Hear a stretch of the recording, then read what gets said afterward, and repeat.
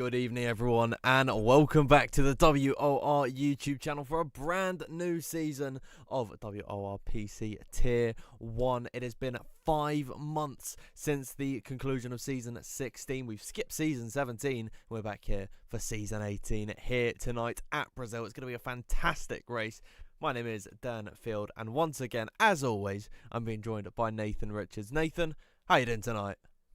I am doing brilliant, Dan. It's great to be back, isn't it? You know, we've had such a long break. I think Lucas sent it to us before. It's been since around March time since we've been back here on WRT1. So I can't wait to get back in. Of course, it's, the first time we're going to see many of these racers take to the track on F124. So it's going to be brilliant because we're going into this with a bit of an unknown, a brand new game, sparked a bit of controversy within the community. So we'll really see which drivers are happy and which drivers aren't happy with the game tonight. Absolutely, it's going to be a real test for these guys because they've not league raced in a very long time, pretty much since the conclusion of F1 Esports was the last time they actually had competitive racing on this game. So it's going to be very exciting to see who is out on top in the brand new F1 24 game. Before we get into the action this evening, let's have a look at our calendar for this season. It is Sao Paulo today, of course, round number 1 in Brazil. Very familiar circuit at the beginning of the calendar here in WOR. Then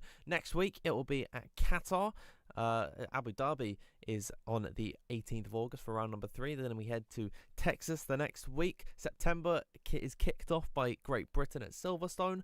Bahrain is round number 6. And then of all the tracks we have so far, Mexico City is the last one, round number 7. But there are more events soon to be coming. But so far, Nathan, these first 7 races, I think all of them have the chance to be epic. They certainly do. I think, to open up the season with Brazil is something, isn't it? I've commentated over Brazil, so have you, many times, Dan, and it's one of those circuits where it always brings action in qualifying because of how short the lap times are, and then in the race because of just the fact that you can go side by side in pretty much every corner. So there's lots of battling going on there. Of course, Qatar, newer to the calendar, also another track brilliant for overtakes and battling, and then of course some of the more historic tracks such as Mexico, Bahrain, Great Britain, where we've been to years on end, and they're kind of like the staples of the calendar, aren't they? Oh yeah, I mean these are circuits that WOR just doesn't feel the same without. So the first 7 rounds on your screen, it's Sao Paulo, Qatar, Abu Dhabi, Texas, Great Britain, Bahrain, and Mexico for round number 7. Before we head once again into the action, I've said that twice now. Well, we're going to have a look at the lineups for this season. It's an entirely esports stacked grid. Let's have a look at the RB. It is the all-British Tom Manley and Declan Barrett lineup. They finished last in season 16 in the constructors standings. They're hoping to elevate their way up the grid here tonight in Sao Paulo. In at the Haas, it is Tamas Gao and Shanaka Clay, a young talent with the veteran experience of Shanaka. I think this could be a bit of a surprising lineup here this season. Then in the Red Bull, it is Ruben Pedreño. We're used to seeing him in the Alpine, and Freddie Rasmussen finally captured his F1 Esports Championship racing here in season 16 of WOR. We know he doesn't really like to flex the muscles in league racing, but maybe F1 24 is the start of a new chapter in his career. Aston Martin is heated up by Duncan Hoffman and Fabrizio Donoso, unchanged down at the green camp. A very familiar lineup for them. Same goes for Ferrari of Barry Burman and Nicolas Longe. 2 spectacular drivers really going to look to make a charge for the constructors standing this season. We've got in the McLaren an all-British lineup once again of John Evans and Will Lewis. We'll see how they will fill the shoes, the likes of Lucas Blakely and Wilson Hughes. In the Williams, it is the all-Spanish lineup of Ishmael Fassi and Alvaro Carreton. Great teamwork that these two have and could definitely take the fight to the very next team of Kick, Thomas Ronhart and Alfie Butcher. Of course, Alfie racing for Haas normally. He has made the switch over to Kick for WOR Season 16. And we'll have a look at our Constructors Champions from last season. It is Mercedes, Istvan Pukki and Jake Benham. Now, I mean, it's not new news, but Nathan, there is one name that is missing there, and I'll click over in just 1 second. We'll have a look. Oh, it doesn't feel right, does it? In the Alpine, it is Otis Lawrence and Jarno Opmeer. That's not to disrespect Alpine, of course, but I have never. I don't remember the last time I didn't see Jarno Opmeer in the Mercedes. I certainly never commentated on him when he wasn't in the Mercedes. In Alfa Romeo, I think, in F1 2021. So this is just strange to me. Otis Lawrence as well. We're so used to seeing him in the McLaren. So it's just odd to see, but this is a very strong lineup. It is. You know, you just look at some of the lineups though throughout all the teams. You've got Haas, of course, with Tamas and Shanaka. You got Ferrari, Williams, Kick, Merck, and Alpine, who really you could all look at and be like, right, they can fight for a championship. So I think going through into this season here, we're going to have such a close drivers' battle, but also such a close teams' battle. And you've got to remember, a lot of these drivers will be heading through into F1 Sim Racing when that starts up again in the future. So all this practice here is necessary to see how they can work as a team, because as much as you want to fight for a drivers' championship, you've also got to focus on your team's championship. So that will be another key thing that the drivers will be looking at, how they can work with the teammates and how they can secure double podiums, double top 10 finishes, and maybe even a 1-2. Oh, yeah, absolutely. It's going to be all about working with your teammate here in WOR. You want to establish that connection for a lot of these drivers who are working in new teams and with new drivers. So, yeah, it just makes sense, doesn't it? To try as hard as you can to work with your teammate and really aim for that Constructors' Championships. I'm delighted to say that we are about to head into the first parts of qualifying. Of course, 3-step qualifying, Q1, Q2 and Q3. The bottom 5 getting eliminated from each one of those sessions. And then Q3, of course, the fight for pole. But before we do that, have a look at the grid for this evening in the Red Bull. It is Freddie Rasmussen and Matthijs van Erven filling in for Ruben Pedreño. Jake Benham and Istvan Pukki lining up in the Mercedes. Nicolas Longe without his teammate Barry Burman. It's Kian Godendorp, a very young Dutch driver looking to make an impact here in Tier 1. And it's Jack West filling in for John Evans alongside Will Lewis in the McLaren. Neither Aston Martin driver is here. We've got Joris Krozen and Valentin Bruffaert. And then Alpine, not going to get used to saying this, Jarno Opmeer alongside Otis Lawrence. Williams is in fact Alvaro Carreton and Ismail Fassi. That's their normal bread and butter lineup. Then Tom Manley, not joined by Declan Barrett today, but he is joined by a fellow countryman, Kai Pearson. Both of them got a lot of Xbox experience. I believe the pair of them former Xbox WOR champions, so should be very exciting there. We got a very familiar name in the kick filling in for Thomas Ronhar this evening. It's two-time F1 Esports champion Brendan Lee alongside Xander Van Dyke, and that is an exciting lineup. And rounding off the grid, it is Tamas Gal and Shanaka Clay. But Nathan, we've waffled on long enough. I think it is finally time for the viewers to get some on action. Here you go. Nice sunny clear skies here in Brazil for Q1. Of course, and it's great to be back, isn't it, to see the cars, or shortly the cars, to be out on track. And one of the first ones to be out will be one of the Ferraris. We'll see who that is in a second. That will be Kian Godendorp, of course. Williams development driver, has been here for a very long time, used to be on a PlayStation, moved over to PC, I think at the end of F1 22, and now has a chance to race in WOR Tier 1. But of course, a thing to mention is we do have collisions on due to the slipstream, so we will have a restart after Q3. A brand new lobby between Q3 and the race, because the slipstream, Dan, it's a little bit too powerful, isn't it, sometimes in qualifying? Oh yeah, it's gonna be dangerous if you get that slipstream, especially down that straight where you can pick it up right from the exit of Yun Sao, heading down into that start-finish line. So gonna be a very exciting qualifying session here. Kian Godendorp out on HP. A lot of controversy around that livery or the HP addition to it. Nathan, I quite love this car. I think the HP is a very nice touch. I think it's the perfect shade of blue. That's enough about me fawning over the livery. It's interesting to see Kian Godendorp is out on a set of the soft compound of tyre. Nathan, normally in these Q1 and at the beginning of Q1, it's the intermediates almost definitely that we see out on circuit. So it's very interesting to see the softs right from the off. Oh, and Kian's there, hit the grass heading in towards turn 1 and already gone deep and probably ruined the lap. So that could be his soft tyres done already. Yes, of course, we do normally see the intermediate tyres. So one thing tells me that Kian might not be too confident and just wants to get a lap sorted early, or the other thing tells me that he's confident that everything's working fine, so he can go out and go for it. But of course, that little bit of going a little bit wide in towards turn one definitely has cost this lap. So maybe can go around again to get more of a representative lap time, or can just go back in the pits and then get onto a brand new set of the soft tyres. But I can see that we've got Will Lewis heading out on a set of the intermediates.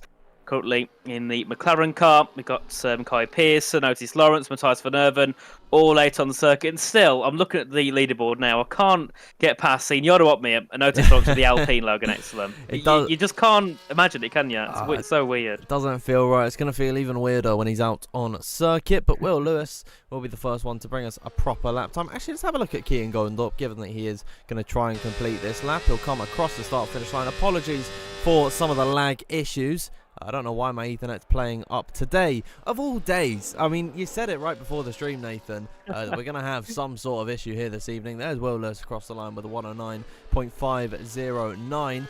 Well done to him there. But I'd imagine as the session really gets underway, we're going to see some very, very exciting action.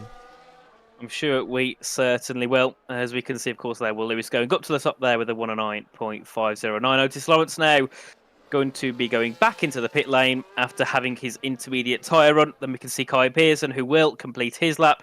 He will go up into second place there with a 109.721. But remember, these lap times mean absolutely nothing, because I expect we'll be in and around the 106s and the 107s. So, of course, you're still a couple of seconds off. And the 109s is what I can probably do on a set of the soft tyres. So, these definitely are not representative at all whatsoever. But I'm surprised that we didn't have many more people going out on a set of the Inters. I think we only had, including Kian, 6 people go out there, and obviously 5 of them being on a set of the intermediate tyres, as Brendan Lee on a set of the wets.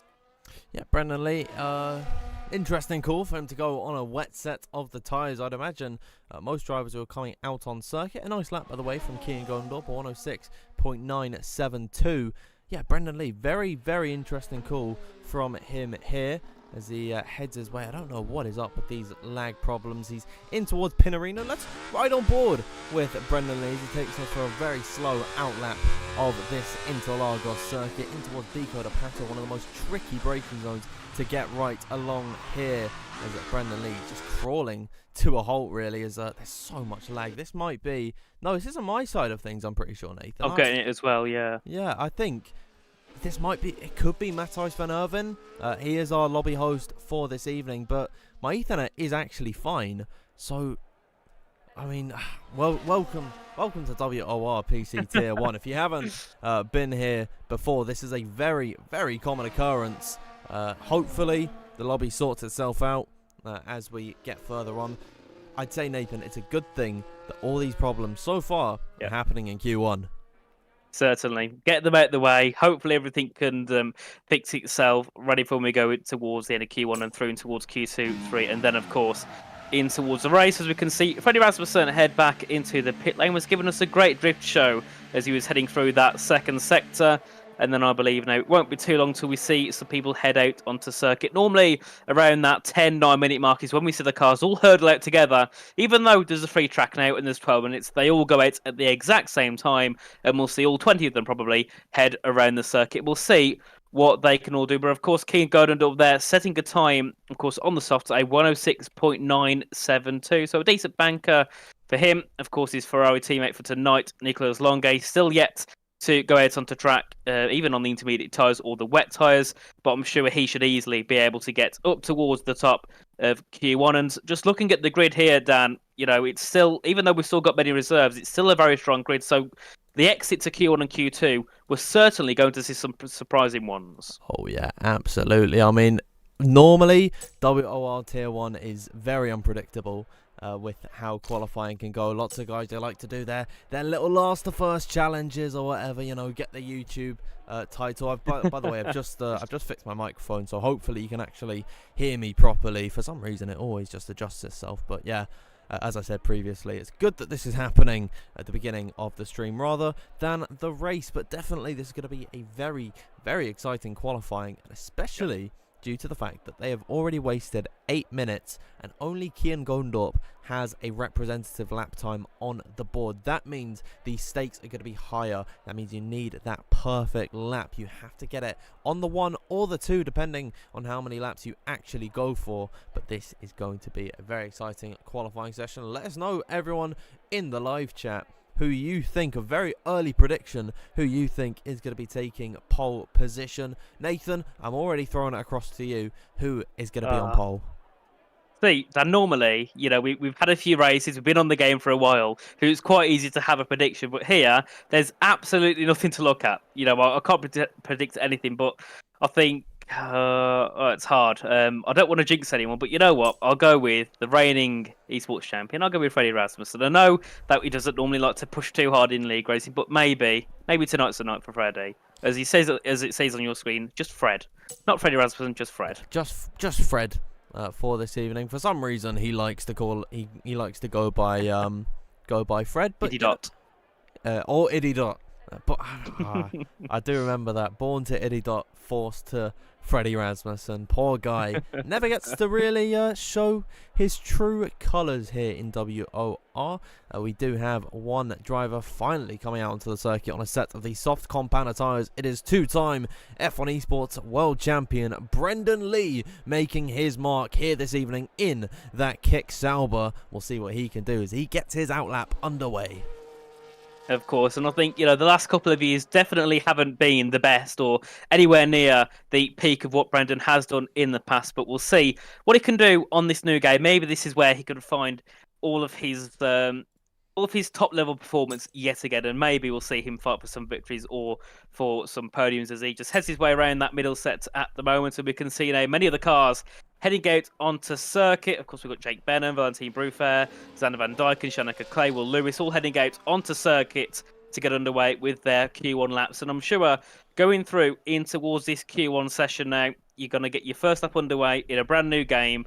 I'm sure the drivers might have a little bit of nerves going into this lap, aren't they, Dan? With a little bit of uncertainty of what might happen in this session. Oh, yeah, this game feels a lot different to F1 23, where I thought they really did nail it. But on that last game with the handling, it doesn't feel quite the same on this F1 24 game. Certainly, you need to make an adjustment to your driving style, and already there's been plenty of handling model updates as a big lockup for Brendan Lee through the start of the Senna S's now into the curve at El Sol and down the Retroposta. He'll open up that DRS wide. Let's have a look at the telemetry and see his top speed at the braking zone. 199 miles per hour for Brendan Lee there. Very nice speed for him there as he heads now up the hill in towards Ferradura corner. One of the Alpines of either Otis Lawrence or Jarno Otmir. Still not going to get used to saying that. Getting out of the way as once again another lockup for Brendan Lee. He is really leaving those tyres out on the circuit. And Nathan, I gotta say, there is no way that these are going to be fit after this lap is done. Of course, as they could just head their way round in towards John Sew at turn number 12. And of course, with ghosting being on, it means the cars can drive through each other, so we don't have to see people moving out the way or leaving a gap as they'll head their way around the final couple of corners. We'll see what Brendan Lee can do to open up the Q1 session. Keane going up the first one with a 106.9, and Brendan Lee heads to the line with a 106.743. Then we have a few more cars coming through. I think that might be one of the Alpines, I think, starting a lap. And then, of course, Keane as well, starting his lap. We have Xander Van Dyken in the kick now, heading up towards the line. His teammate with a 106.7, and Xander competes with a 106.851.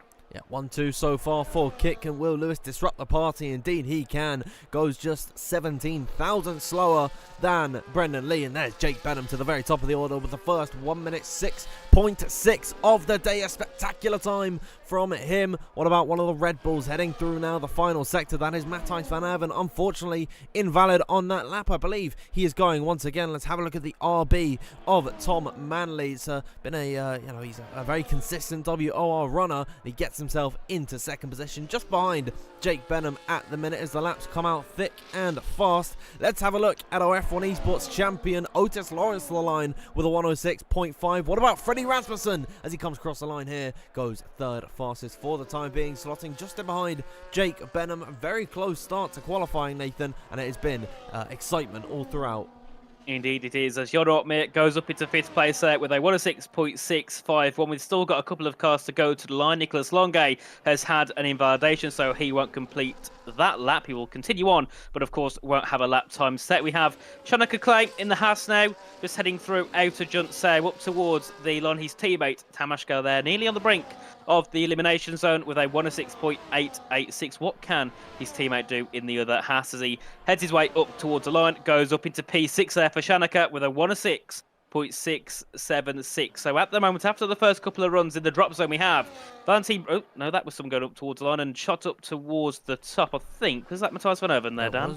Yeah, Matthias Van Erven into 10th position. We've also got Alvaro Caraton on a lap at the minute. He's currently down in 19th position without a time on the board thus far, but he'll come across the line now. We'll see what it is for the Spaniard. Only 13th fastest, I gotta say. Not the most comfortable lap time in the world for him. We'll have a full rundown of the order once Nicholas Longe completes his lap. A 50.2 is a very competitive time in that second sector with just under 5 minutes left to go in Q1. He'll open up that DRS and come across the line. Nicholas Longe, what's it going to be for him? He'll go 12th position, just behind Brendan Lee at the minute by 4,000ths of a second. But in that drop zone, it is Jack West in the McLaren, Xander Van Dyken in the kick, the Haas of Tamas Gaudi, Aston Martin of Valentin Bruffair, and then Kian Golendorp in the Ferrari. A disappointing start to their qualifying, but I gotta say, no big shocks. I think everyone seems to be where they should be in the order.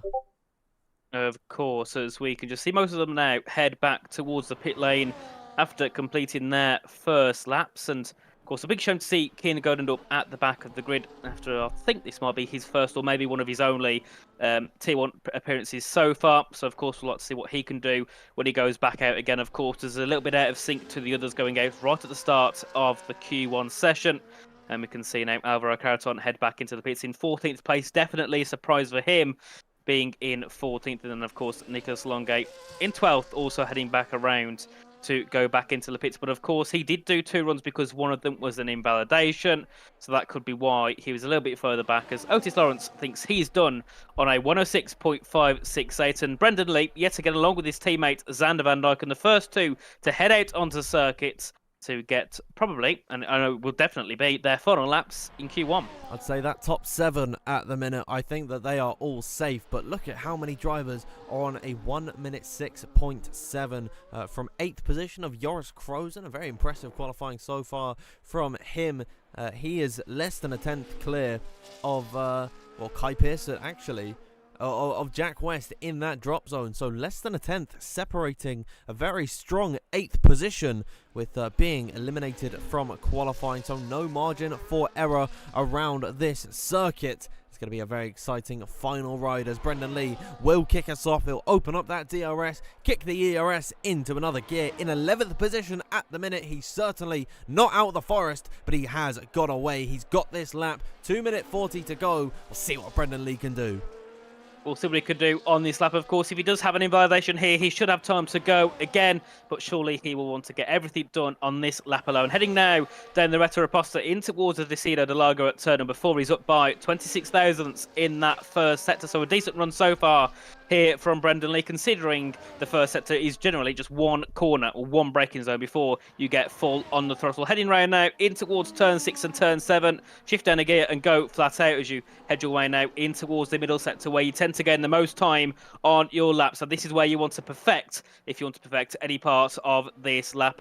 Then in towards turn number 10, and then back on the power now as you round the left-hander at turn number 11. Keep it to the inside. We'll see what Brendan can do at the end of this second sector, and he's only up here, Dan, by 1,000th of a second. And considering Juntsew is also just the final sector on its own, this might be a bit of a struggle here for Brendan Lee. Maybe not the best lap that Brendan Lee could have produced. They'll come across the line, keep it tight-knit to that left-hand side, and it is going to be a 1 minute 6 106.780. Unfortunately, down on his previous best time. Not a good run whatsoever for him at the minute. One of the RBs beginning a lap. Alvaro Carreton starting a lap as well. Xander Van Dyken to come across the line. He's up by 0.05 of a second and jumps his way into 8th position ahead of his kick teammate. Very nice time on the board from him there. We're having a look at Will Lewis at the minute, who is purple in that second sector with 1 minute left to go in Q1. Could Will Lewis be a surprise entry at the very top of the order? He'll come across the line now. What's it gonna be for the McLaren driver? He will be in 10th position. Lost a little bit of time in that final run. 106.731 for Will Lewis there. Of course, as we can see, Keenan Goldendup only going to 19th position, so he will be out of Q1. I think we've still got a few people on their runs at the moment. Alvaro Carreton currently in that second sector. Nicholas Longay on an out lap. He knows that he definitely needs to get another lap in as he's down in P15. And I think Brendan Lee might be out here, Dan, because he's in 14th position. Only half a tenth to 16th place, and he won't, I don't think, go again. But we'll see here what can Alvaro Carreton do. He's heading round now up towards the line in the Williams. His teammate up in P8. Where will he go as he heads to the line? Goes and stays P16. Dear. He did improve, but not enough to jump Nicholas Longay there. No, that is going to be a soul-crushing lap from Alvaro Carreton.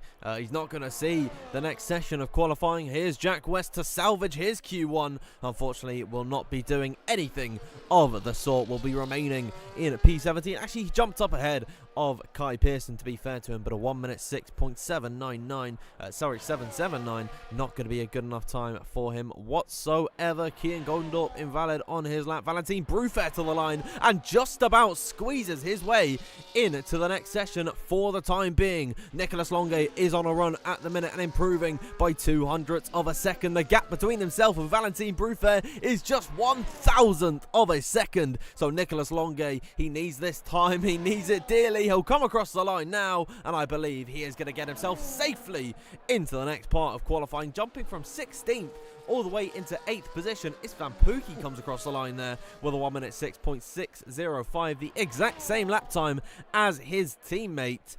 Fantastic stuff from the Mercedes pairing, but no one, Nathan, was quick enough to trump Otis Lawrence. Definitely not. A brilliant lap time indeed from Otis. The only driver to get into the 106.5s, and that was on his first run about 10 minutes ago in the session. But I've got to say, coming towards the end of that session there, Dan, there was not that many people that actually found big improvements. So I'm wondering if that maybe was a factor into why many people were still stuck down in the drop zone. Of course, Alvaro Carreton, a driver we expect to see up towards the top of the timings, didn't find that much on his final run, even though his first run wasn't too bad. No, Alvaro Carreton definitely going to be kicking himself after getting eliminated in Q1. It's not the best way to start your season campaign, especially from a driver we expect to be competing, I would say, week in, week out. At the very top of the order, you know, fighting for podiums. So it's definitely a disappointing way to start his season for Alvaro Carreton. Nicholas Longay as well, a little bit hairy from him there in the drop zone till the very last second of this session. Let's have a look at the order then. Otis Lawrence does top Q1 ahead of Jake Benham and Istvan Pukki, doing the exact same lap time. Freddie Rasmussen in P4 ahead of his sister teammate Tom Manley. Jan Otmir in the Alpine in P6. Tamas Gau and Shanika Clay line up 7th and 8th for Haas. Nicholas Longay and Joris Krozen rounding out that top 10. Just about surviving Ishmael Fassi, Xander Van Dyken, Matthijs van Erven, Will Lewis and Brendan Lee is Bruffer, Carreton, West Pearson and Goldendorp from Q1. Some big shocks, I would say, to see out of this session. Alvaro Carreton, you definitely expected more from him. Yep, certainly I expected to see him probably fighting for a pole position near the end of Q3. But I've got to say now, going through towards this Q2 session yet again, we've got such a strong set of 15 drivers. We're definitely going to see some surprises yet again going out of the Q2 session. And of course, normally the first runs tend to be on a set of the used softs, and then of course near the end we'll see a brand new set of the softs go out. But I've got to say, a brilliant effort there from Joris Kroes making his debut in Tier 1, getting P10 in the first part of qualifying, being just over a tenth behind of Otis Lawrence. So definitely a good performance from him so far, as we see many cars now head out of the pit lane all down towards turn number 4 at the Desida de Largo, and we'll see what the drivers can do on this lap, as the first one out I believe will be Shanika Clay.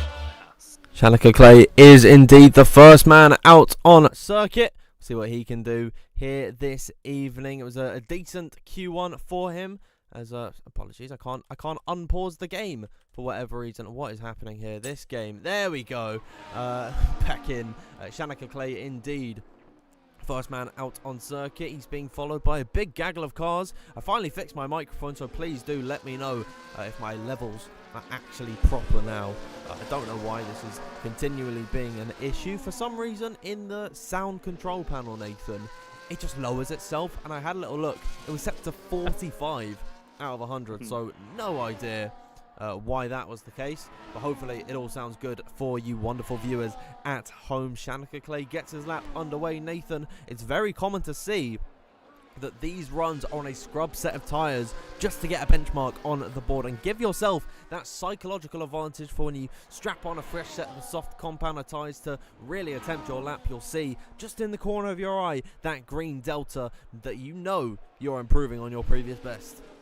Of course, the psychological game is a very big part when you're competing at the top of F1 esports, and we'll see now what Shanika Clay can do on this lap, heading through in towards Frodura, I believe, at turn number 7, before heading onto the brakes at turn number 8, down to third gear, then coasts the car in, gets back on the power at turn number 9, brings it round back to the right now, in towards turn number 10 at the braking zone. Of course, very easy to lock your ears here, so you need to make sure you're very careful on the brakes as you head around turn number 11. Keep it to the inside. We'll see the second sector for Shanika Clay. It's going to be a 50.315 split as he heads through Junseo at turn number 12, and now foot to the floor. DRS will be activated shortly, of course. All that ERS being dumped now as you head your way towards the line. We'll see what the first lap time of Q2 will be here by Shanika Clay to the top with a 106.789.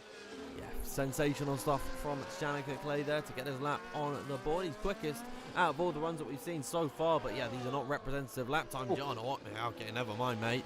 1 minute 6.562 from Jarno Otner in the Alpine. I refuse to look at an Alpine car on my screen and believe that it's Jarno Otner. I mean, it really does not feel right. I mean, the work that he did with Mercedes was absolutely sensational, and he will go down, I think, as the undisputed esports GOAT, and definitely you will have that connotation of him being with the Mercedes outfit. But now on the move, don't think it'll be to Alpine, but there's a lot of rumours spreading around of where Jarno Otner will end up. But Nathan, we know one for sure, he's not going back to Mercedes. He's put on a whole 50-minute video, I believe, on his YouTube channel, just thanking the team, which was absolutely incredible to see. Very emotional as well. I mean, the connection that he's got there, fair play to him, but he's on to pastures new.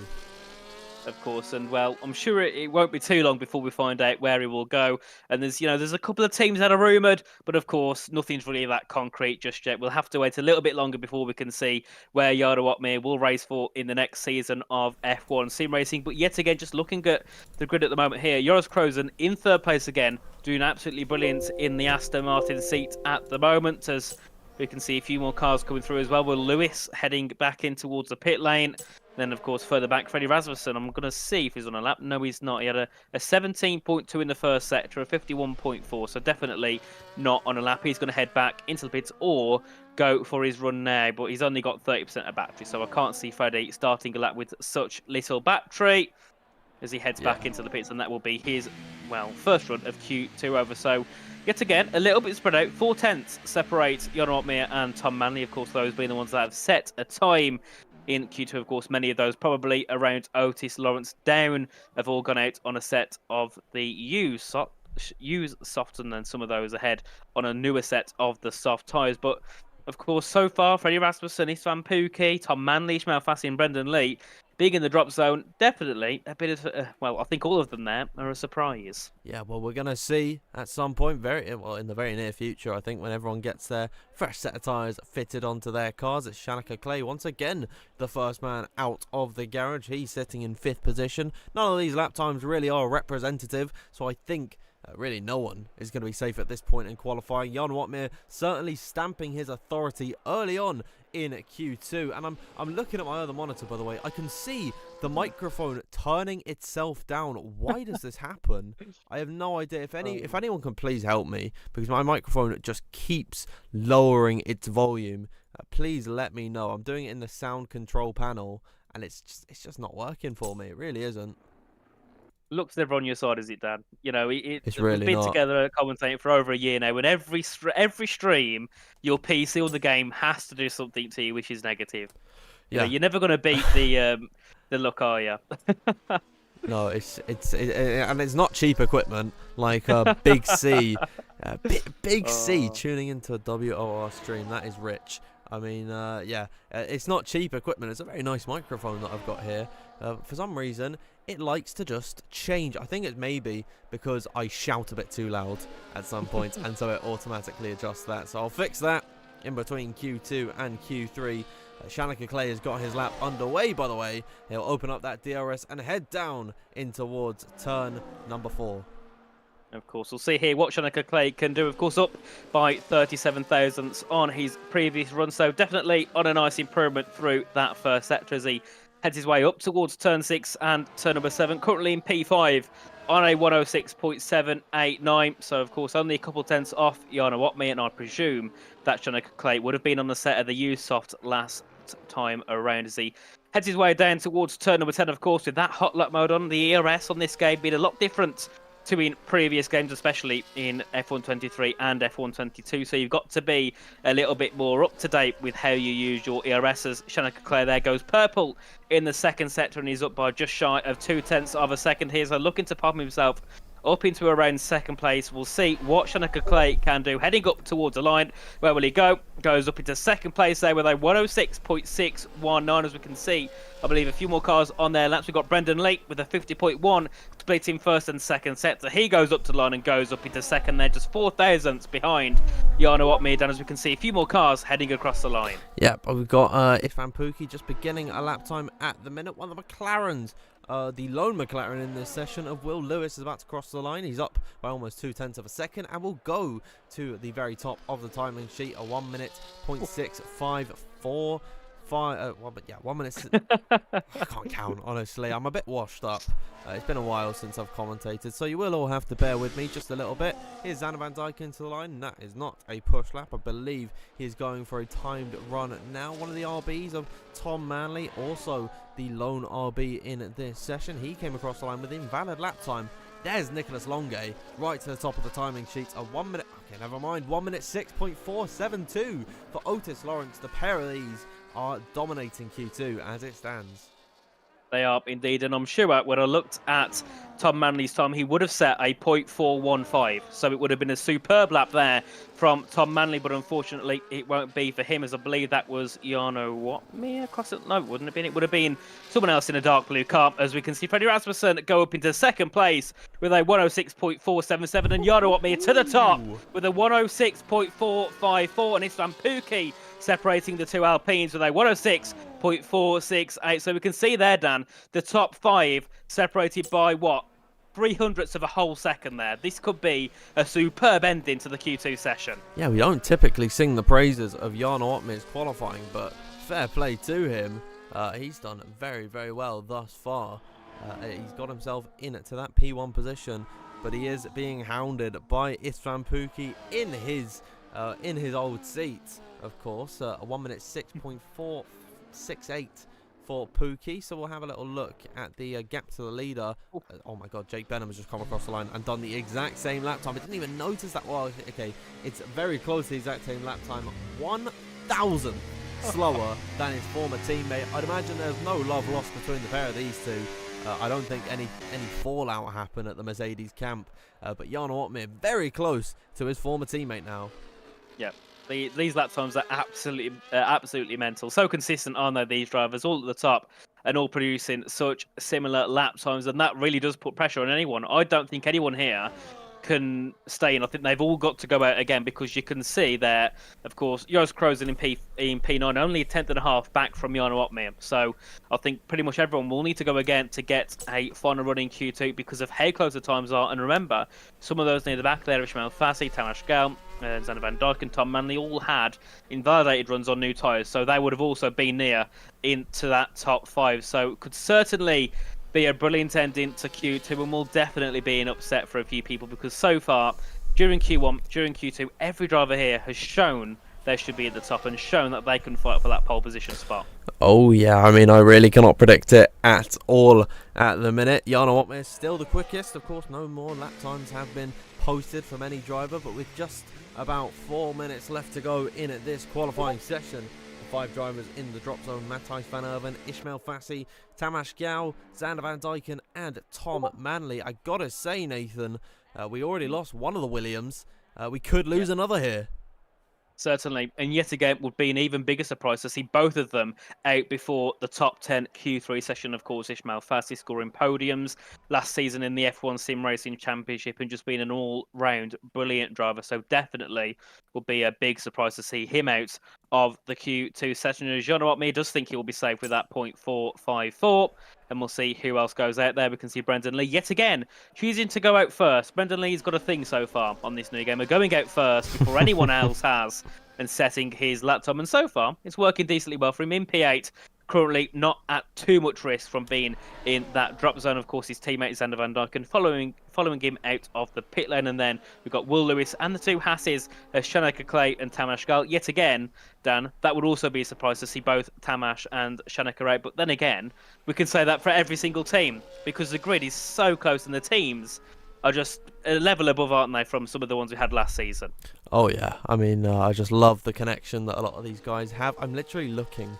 Oh my god, this is really annoying me because I have to talk a lot louder now, Nathan, about all the problems that I'm having.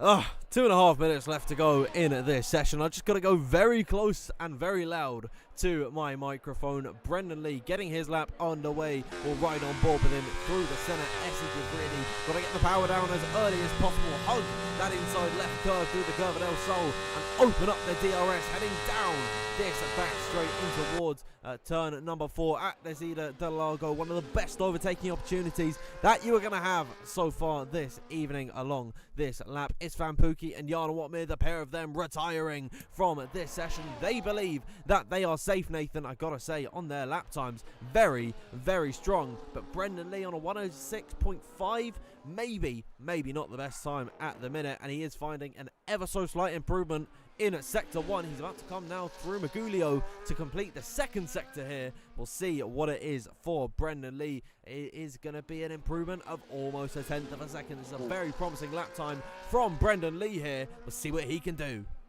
Of course, as he heads his way around the final couple of corners here, the final left-hander past the pit lane entry and up towards the line here for Brendan Lee, which might be his final running qualifying. He goes up to P7, did improve, but even though he improved by nearly a tenth of a second, he only went up in 1 position, so it shows how close the lap times are. Shaneka Clay in 10th currently is backed off. He had an invalidation on his run. We can see Tamas Gal heading around in towards turn number 12 at the Junt Say corner. He's currently up by 2.5 tenths of a second, so definitely now needs to make no mistakes through this final little part of the lap. And of course, you can't make many mistakes. It's flat out all the way up to the line. What will Tamas Gal do as he heads up to the line, goes up into P5 there with a 106.472. We've got Nicholas Lange also on an invalidated lap, and many people here, Dan, struggling with that track limit issue. Yeah, still a little bit of time in this Q2 session for these guys to get back around the circuit and then do another run here. Nicholas Lange will be one of them. He's got 30 seconds to go, so I believe that he will be absolutely fine heading towards the end of this qualifying session. Is Brendan Lee on another run? It does not look like it. However, I believe he is going for another lap. The same could be said for his teammate Xander Van Dijken. The pair of them are safe at the minute. However, the session is not over. One of the Red Bulls of Freddie Rasmussen is now into that final sector and improving by 0.5 tenth of a second. This could see him jump to the very top of Q2. 5 seconds left to go in this qualifying session. Yellow flags as Xander Van Dijken comes into the pit lane. Here comes Freddie Rasmussen across the line for him now, and it is going to be, he lost a lot in that final sector. 1 minute 6.477. It certainly did indeed, and Joris is out of the session. Will Lewis is also out of Q2, and Brendan Lee now on the cusp as Tom Manley goes to the top there with a 106.437, and Brendan Lee's out of the Q2 session. Shanaka Clay also out to Q2 as Otis Lawrence goes even quicker by 0.02 of a second in the Alpine, and to the top he goes. What about Ishmael Fassi? Can he get out of Q2? I don't think he can, and no, both Williamses out of Q1 and Q2. Of course, Ishmael Fassi there being down in 15th place, but some big surprises, especially Brendan Lee, Shanaka Clay, and Ishmael Fassi being out of Q2. Nicholas Longue will be coming into the pit lane. He is safe from this qualifying session, and so he will be able to get himself into the next part of qualifying. The 5 eliminated drivers: Brendan Lee, 2-time F1 Esports champion, Joris Krozen, Will Lewis, Shanaka Clay, and Ishmael Fassi. Not a lot of improvements heading into those final laps, and plenty of these guys, Nathan, have all paid the price. There we go. Of course, as well, what I've got to say, just look at the lap times. Brendan Lee, Otis Lawrence, not even a tenth. Not even 1/10 of a second. And then to Shanaka Clay, of course, I wouldn't class Ishmael Fassi's time really as representative. Just over 1.2 of a second there, Dan. And Nathan, I think I might have found the fix to my problem. I'll get into it after this. As look at the timings that we've got. Dan? Hello, Nathan. Oh dear. You can hear me on the, okay, you can hear me not on Discord, Nathan, but you can hear me on the stream. Apologies, everyone. Yeah, no, I'm here, Dan. I'm not sure if that's an issue. My end or what the hell? Okay. Hang on, let me give him a little message. Oh my god, this is incredibly scuffed. Stream is up. Fine. Oh dear. My microphone has decided now, everyone, to stop working on Discord. We just can't get it right, can we? Like, we really just can't. As we'll head back into the commentary box. I think I've fixed one of the issues. Apparently, I haven't fixed the other one. So, yeah. As we're about to get into Q3, I think we're just going to take a minute or two to fix some of these issues. And I really wish that I brought the intermission screen with me. So I will just quickly put us back to the starting soon screen, and we will fix this.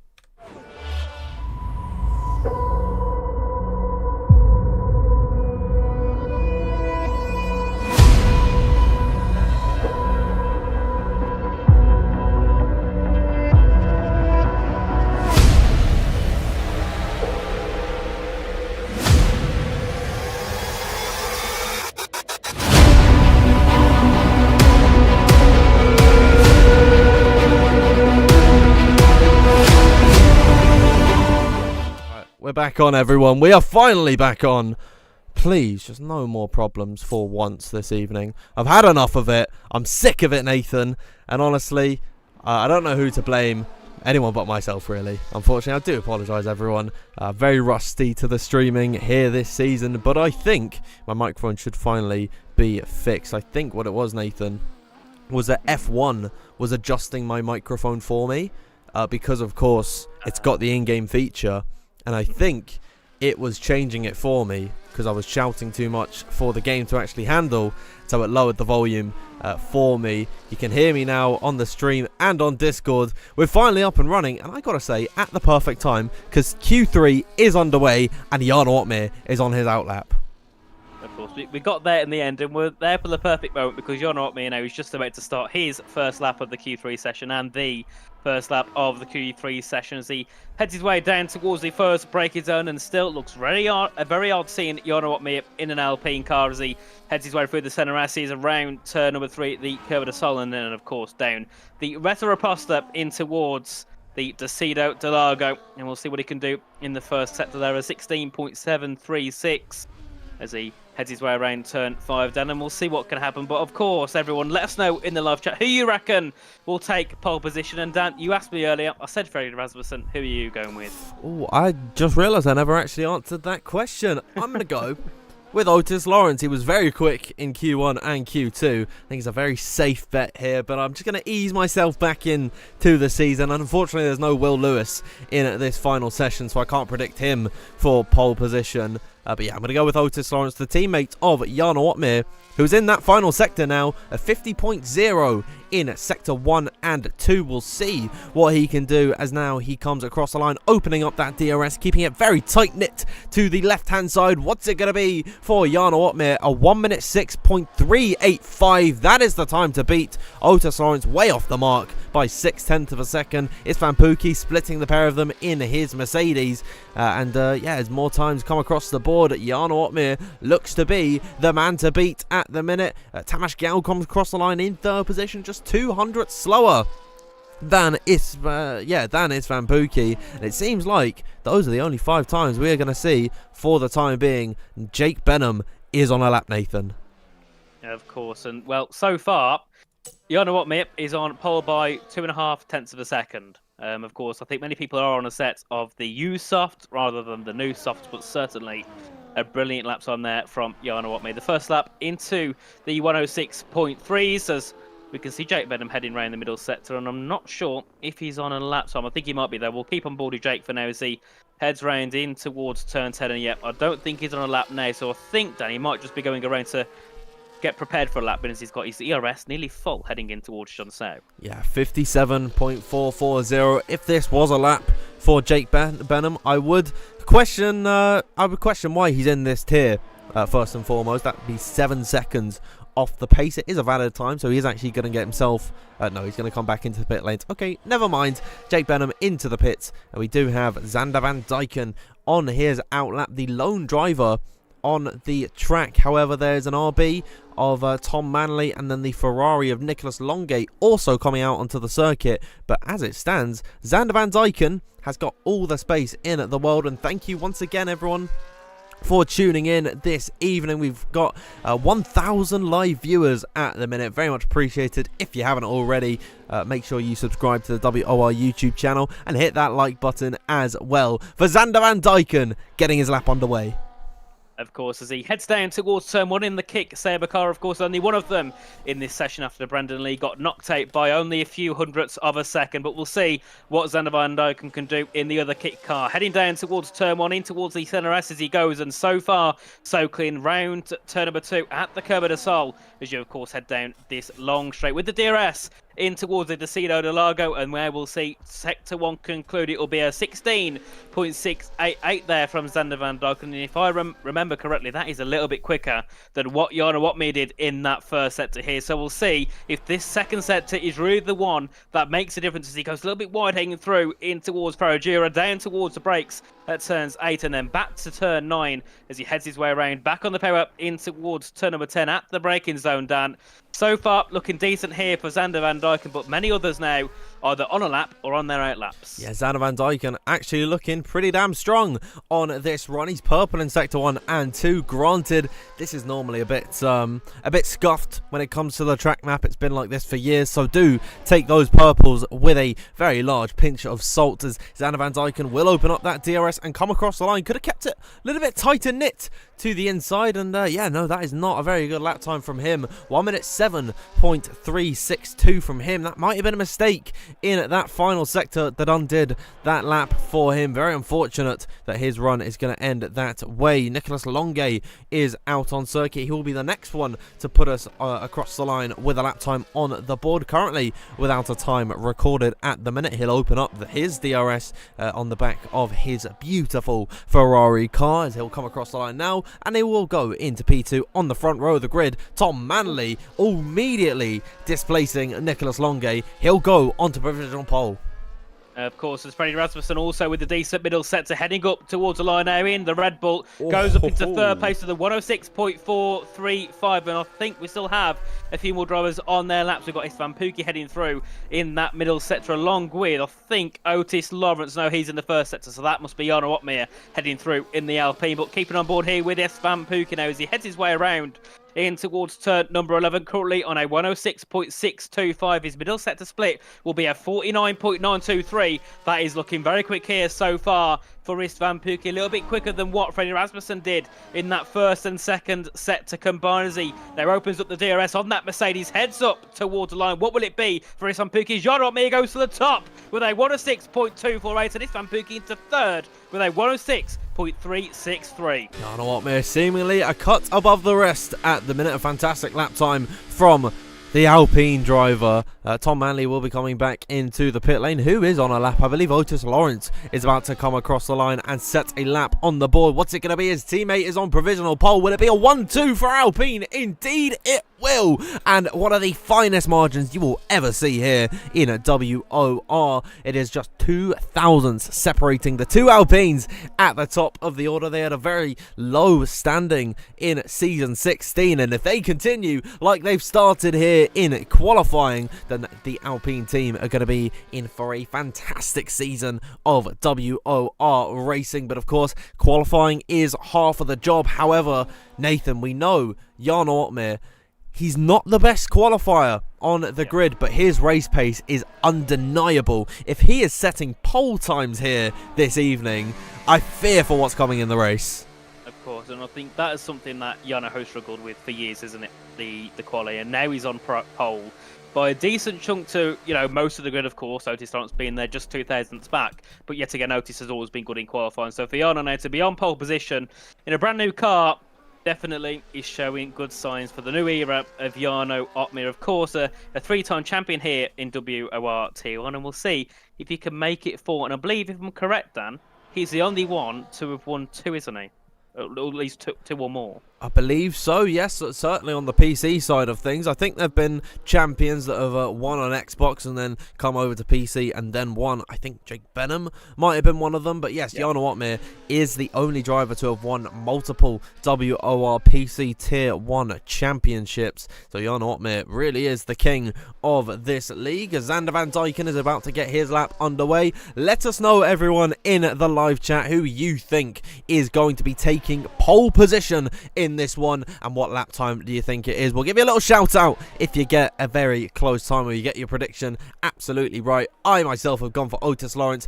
Freddie Rasmussen is the pick of Nathan Richards. We would love to hear from all of you watching at home as Xander Van Dyken gets his lap underway. A 1 minute 7.362 at the minute. It's not a world beater of a time at all. Currently 9th at the minute, but he is getting his lap up to a good start, up by just 3/4 of a tenth.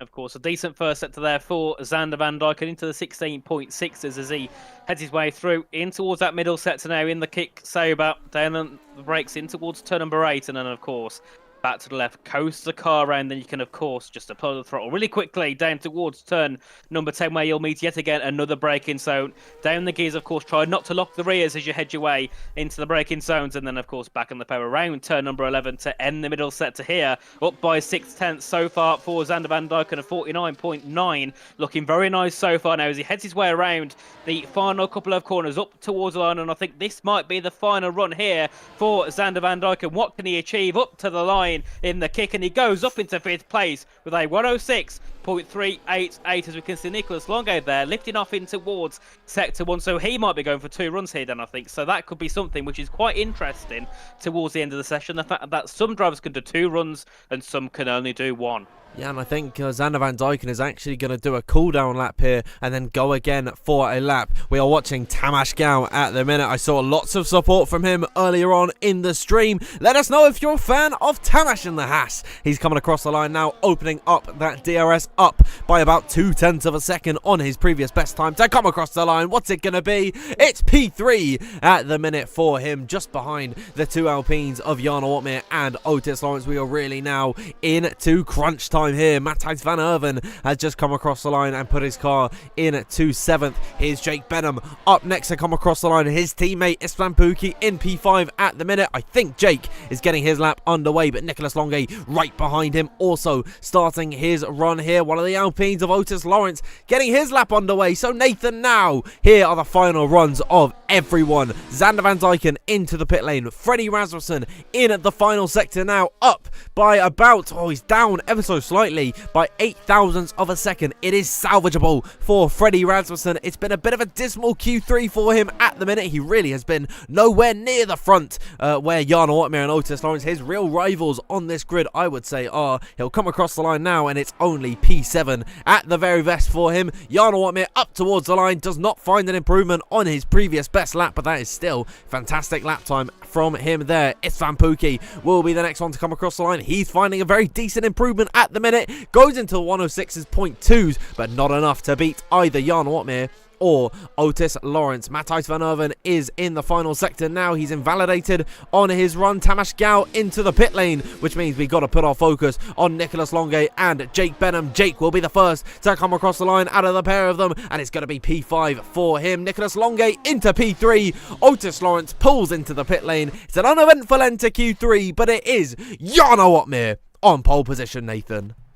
Absolutely brilliant there from Jana Watmere. I know they needed the first lap to do it, which shows how brilliant that lap was indeed. And of course, from Otis Lawrence in second place. But yet again, Dan, the gaps are so incredibly close. We can see just over a tenth separates Jana Watmere and Tom Manley first down to seventh. And of course, it's only a 0.41 for Matthijs van Erven down in P10. But certainly a big surprise to see Freddie Rasmussen not even in contention for pole position. No. They're then in P9, a couple tenths off around the track, which generally is quite close. So I'm quite interested to see what he can do in the race. Maybe his setup is built more towards a race rather than qualifying. How about this for a close qualifying session? Jana Watmere topping the order by 2 thousandths ahead of his teammate Otis Lawrence. Nicholas Longe in P3, P4 for Istvan Pukki, and Tamas Gao rounds out that top 5. Jake Benham in 6th position, not even a tenth off of his former teammate Jana Watmere. Tom Manley just outside that 1/10 window. He sits in P7 behind Jake Benham, and then Xander Van Zyken in a P8 for Kick. And it was not a good session for Red Bull. Freddie Rasmussen and Matthijs van Erven, they have found themselves in 9th and 10th position. Nathan, the entirety of that top 10, not even separated by 2 tenths of a second. Very close Q3 for everyone here this evening, and I think this race is going to be even closer. It certainly will, and to show that, you know, nearly the whole of the top 10 are within a tenth of each other. Back in Q2, it was a tenth and a half separating 13 drivers. It just shows that going through and towards this race now, it's strategy. It's about making everything perfect because everyone can achieve those top times. It's just about when you can do it at the right time. So it will be very interesting to see what's going to happen in this race. I believe now we are having a restart, and I think we're leaving the session, aren't we, Dan? I believe we are. I left the session. I got scared because I actually didn't see anyone else leaving the session. I got very scared that I was just going to miss the race start. And judging by how this stream has gone so far, I wouldn't put it past myself to do that. Please let us know, everyone, in the live chat if everything is running smoothly. It's all appearing fine on OBS. Let me know if I'm too loud or I'm too quiet because I've actually got control now of my audio levels. I mean, God, there was some weird setting. I believe it was Timo Kuipers that actually messaged me on Discord. It gave me the fix, and that was very helpful. So thank you very much for getting everything sorted. But I'm very excited for this 36 lap race around the Interlagos circuit, Nathan. Sao Paulo is a fantastic place for a Formula One circuit. The Brazilian natives rejoice at the sight of a Brazilian driver doing well here. Fortunately, no Brazilians on the grid. We need Felipe Sousa in Tier 1, but nevertheless, it is going to make for a spectacular 36 lap race. It certainly will, of course. Qualifying is only one part of the show. The race is where the points come out of it and where the real positions matter. So we're going to go into a race not knowing what to expect. Strategy is completely out the window. We don't have a clue what's going to happen with that. And of course, one thing to mention is the ERS. It's all different on this game. Oh, so yeah. You can use all the different modes. It recharges stupidly quickly. Within a lap, it can recharge, which means that's where we'll see some of the cheeky games from some of the drivers that really know the ins and outs of how that ERS system works. Oh, yeah. No, it is going to be a very, very exciting element, I would say, for this race. I mean, ERS used to be so easy. You would just flick it on, flick it off. Now you've actually got to manage when you're harvesting, because when you actually do harvest the battery, it is incredibly quick as to how it does it. But you've got to be so careful, because if you're caught out on that start-finish straight or down the Retro-Aposta without any battery, Nathan, I mean, you're going to be a sitting duck to the cars behind you. So, you really got to play it perfectly. I know myself and you, we're not going to be doing that. We're going to be blasting it on the first 2 laps of this race. But all these F1 esports drivers, culminating on the WOR grid here this evening. They are going to give us an absolute show. And so what I want to do now is I want to turn the attention back to the live chat. I mean, I was going to read out everyone's predictions, but they came in so quick. I couldn't get them all out. Lots of Jan Watmir predictions. So really well done to you if you predicted Jan Watmir to take pole position. Maybe not the most adventurous pick, but you know what? Fair enough, you won in the end. I want to hear who your race winners are this evening. Qualifying is only half of the job. Let us know your podium predictions, actually. Let us know who you think is going to be winning this race, taking second and taking third position. Nathan, I'm going to switch it over to you before the race starts. Who you going with to win? Who you going to take the podium? The win, I'm going to go with Otis Lawrence. Second place, I'm going to go with Jan Rotmere. And third, I'll go with Tom Manley.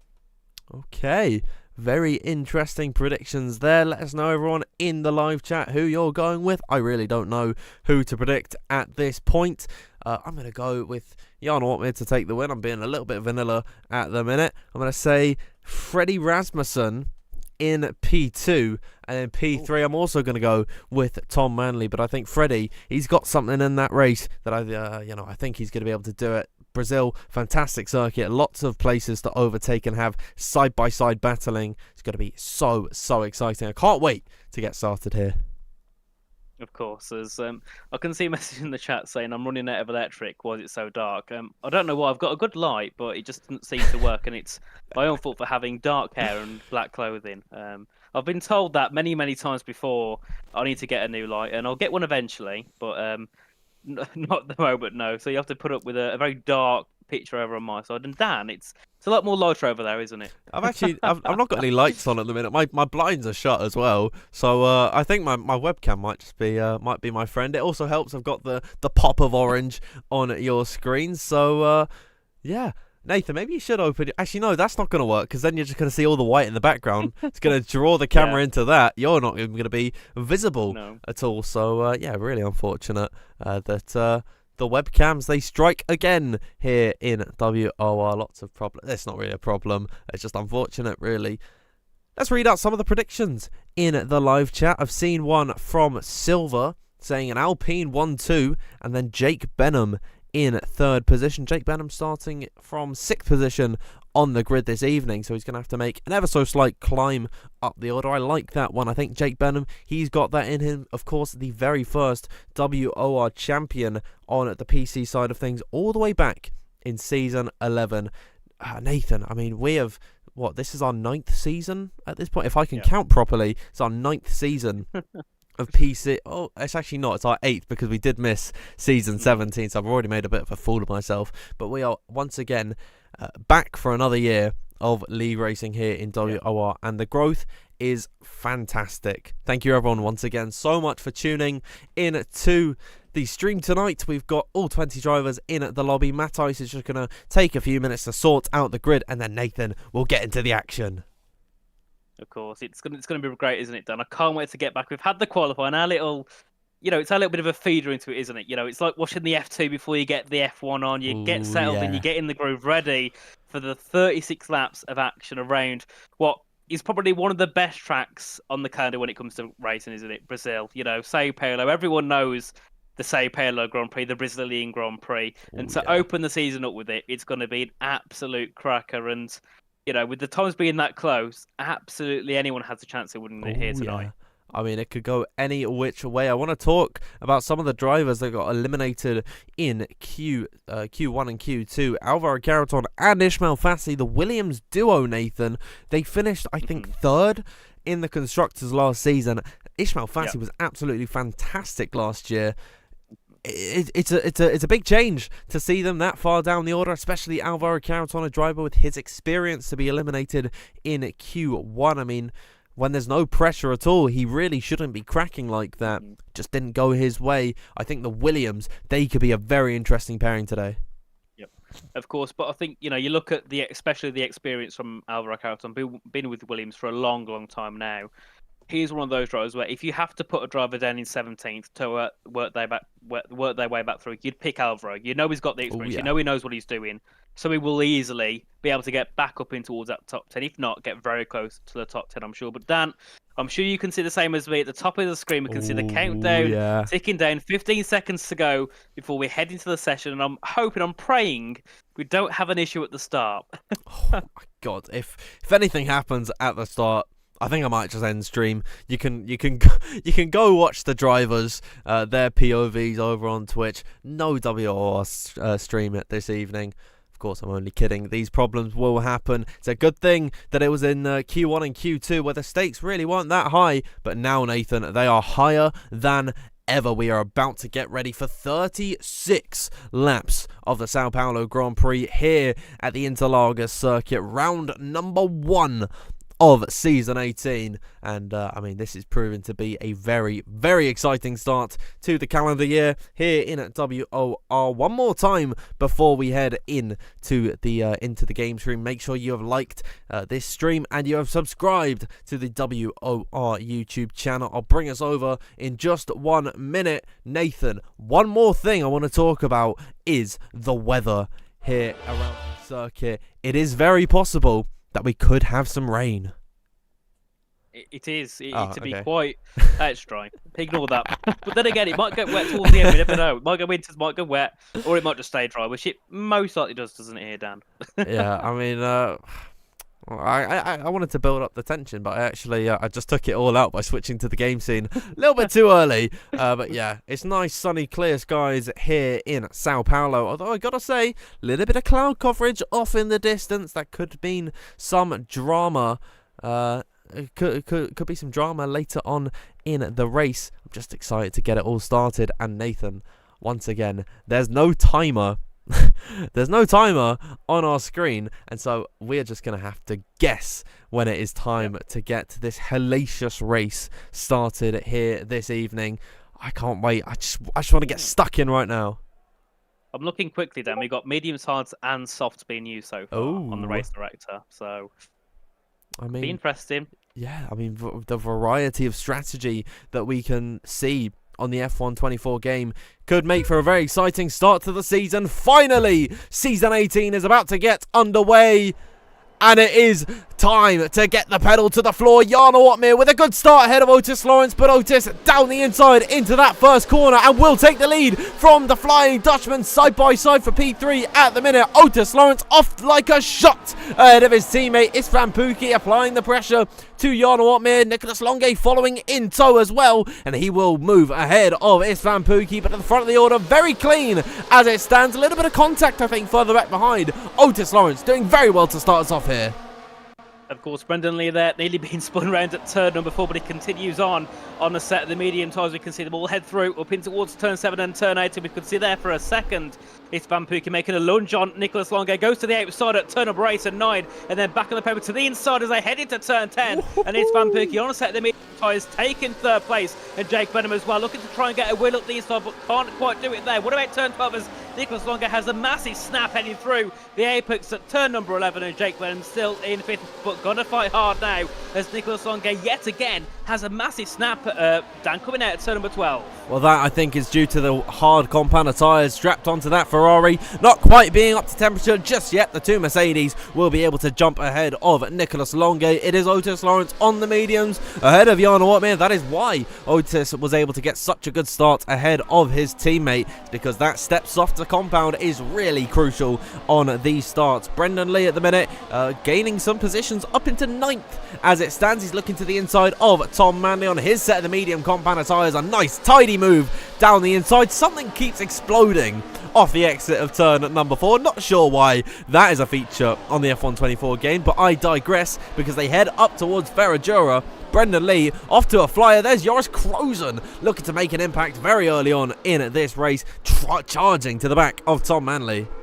Of course, and now Ishmael Fasser here on the rear of Joris Krozen. In towards turn 10 we go, and Joris Krozen not done with Tom Manley just yet as they head their way to turn 11, and Tom Manley to the inside, Joris Krozen to the outside on a set of medium tyres, and Joris Krozen He tried it once, he tried it twice, but he got it done on the third occasion. Joris Kroos into P9 ahead of Tom Manley and now it's Ishmael Fassi's turn up the inside of Tom Manley and up into the points. Is the Williams driving as they head back down towards turn 1. And we can see at the front there, Istvan Pukki getting very close to the back of Jarno Opmeer, but no moves being made just yet as they head their way through the first couple of corners and down towards turn 4.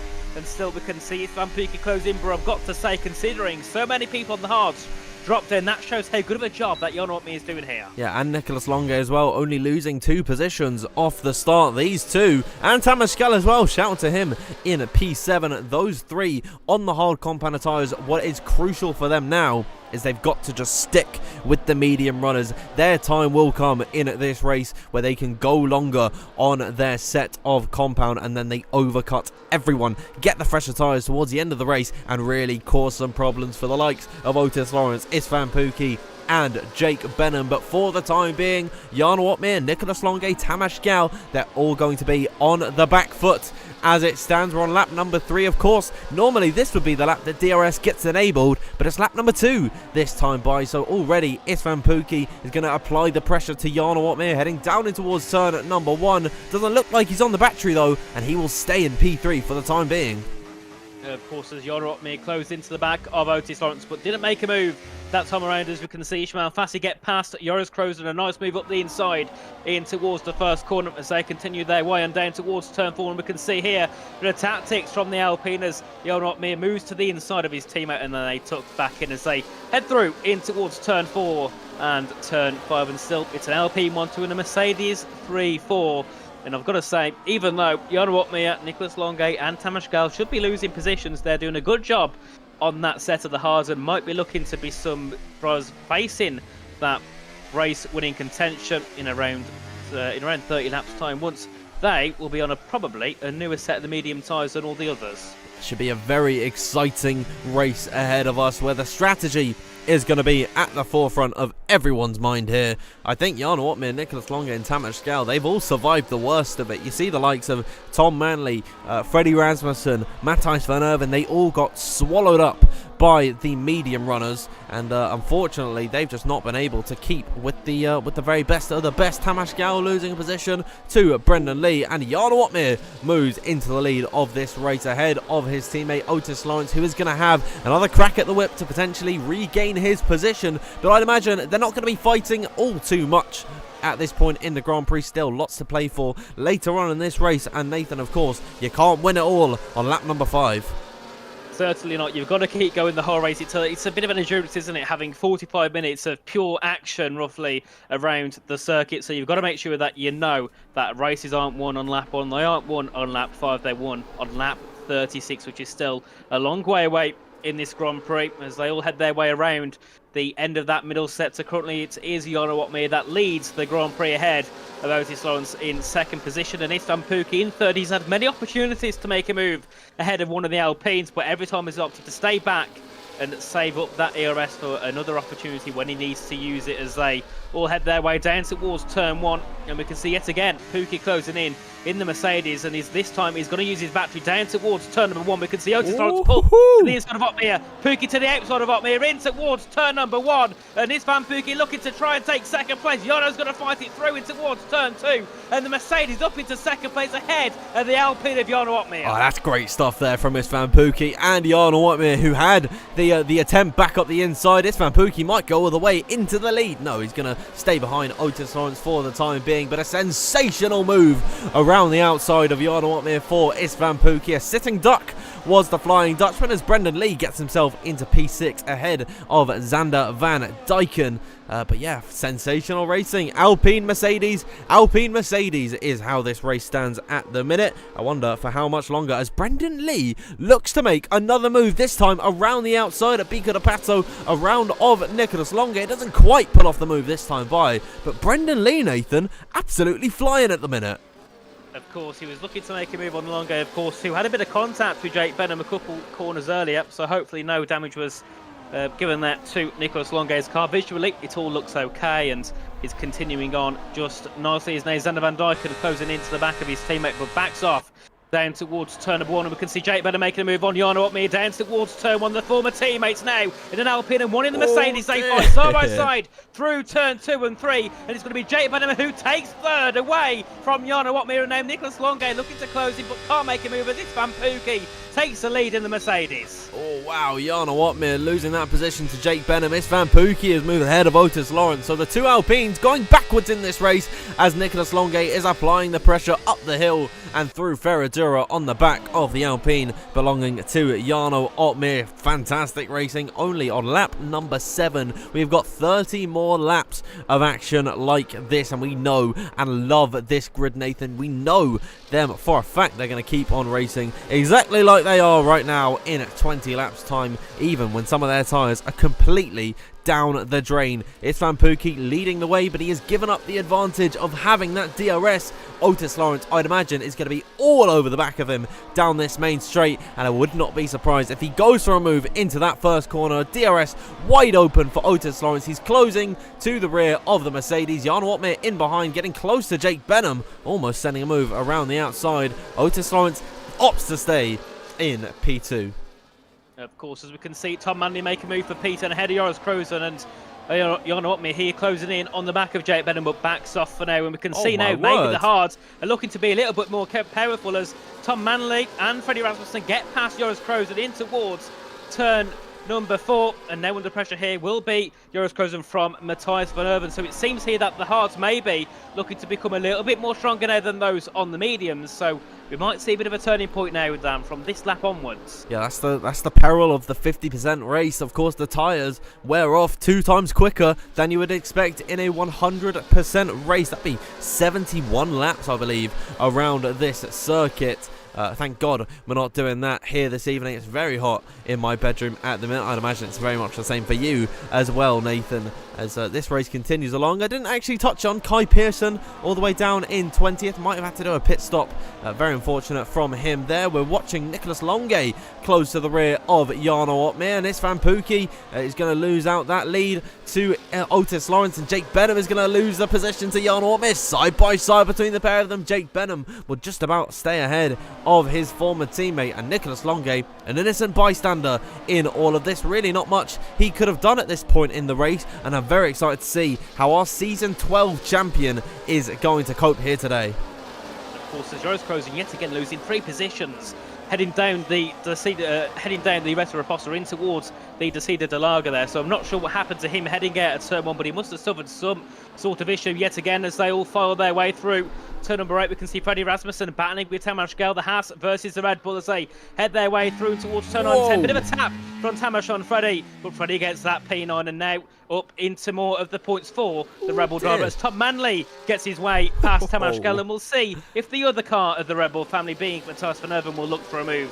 on Tamas Gell shortly, who of course is in the Haas car. But as we head back down towards turn 1 yet again, we can see Jake Benham there looking for a move on his teammate, it's Van Pookie. Yeah, Jake Benham, he is sick of playing the number 2 role. He's gone past one, he could go past the other of Otis Lawrence down the inside. A double overtake for Jake Benham in towards that first corner. For 4th position, Jarno Opmeer doing battle with Nicholas Longay. Nico couldn't quite find the move this time by, however, looks to be a good one from him off the exit of the corner. I think the ERS difference is saving Jarno, headed down in towards turn number 4. Lap number 10 of 36, still over halfway left to go in this Grand Prix, and we have been action-packed for 9 laps straight. We're going to make it a 10th because look at them all through Ferradura corner, Nathan. They're practically on each other's bumpers. They are, as they head their way through turn on and 10. Now we can see Jarno Opmeer, even though he's been a little bit off pace in the first couple of laps, losing positions, he's right on the rear of his former team, Mercedes, and that being, of course, the driver of this Van Pookie, Shanika Clay, is dropping back. He's had an incident somewhere. He's dropping back down to P19. So a big mistake there, or a big contact for Shanika Clay. He drops all the way down pretty much to the rear of the field. A big shame indeed for him. And now we can see more moves happening down towards turn number 1. We can see Nicholas Longay getting in, but actually Jarno Opmeer is looking to make a move ahead of this Van Pookie to turn 1. They go. Otis Lawrence takes the lead. Jake Benham will be looking to fight with his teammate for 2nd place, and Jarno Opmeer wait for something to happen. He stays then in P4 for now and has a bit of a slide heading through the curve of the solid, and I think for now they might all stay where they were, unless Nicholas Longay looking to make a move into P4 ahead of the Alpine of Jan Oh my making God! 2 moves into one corner. Nicholas Longuet, a superb effort there, up into third. Biding his time, Nicholas Longuet, he saw the opportunity and he grabbed it with both hands. A fantastic move from the Ferrari driver there. He got sick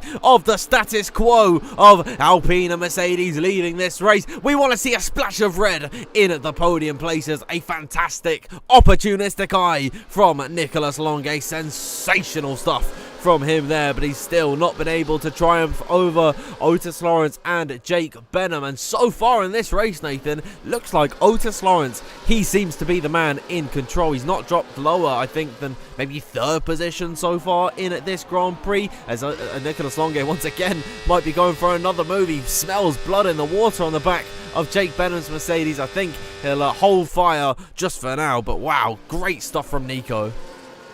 You know what I mean? Makes a send there. Ronnie Van Pookie and Brendan Lee looking to get involved as well. 2 esports champions looking to battle down towards turn number 4. Brendan Lee versus Jarno Opmeer, and for now, Brendan Lee does have a bit of a back off down towards turn 4, unless he sends it to the inside. Goes Brendan Lee, and he still goes for it, nearly taps around Jarno Opmeer, but they still keep it all 4 wheels on the circuit as they head up towards turn number 6 and 7. And Dan, the question is, when is the battling going to stop? Every lap we're having brilliant battles into some corners that you don't normally see overtakes. No, it is absolutely sensational. We've seen so many moves in through Pinarino and Bico de Pato. And can you believe it, Nathan? In all of this battling, we've still got 18 drivers within a DRS train of one another. All it takes is for one domino to fall, and potentially we could see just outcry on this grid. We could see Matthijs van Erven finding himself into third position at some point, depending on what happens. I mean, it's very unlikely from the position that he is on the grid at the minute,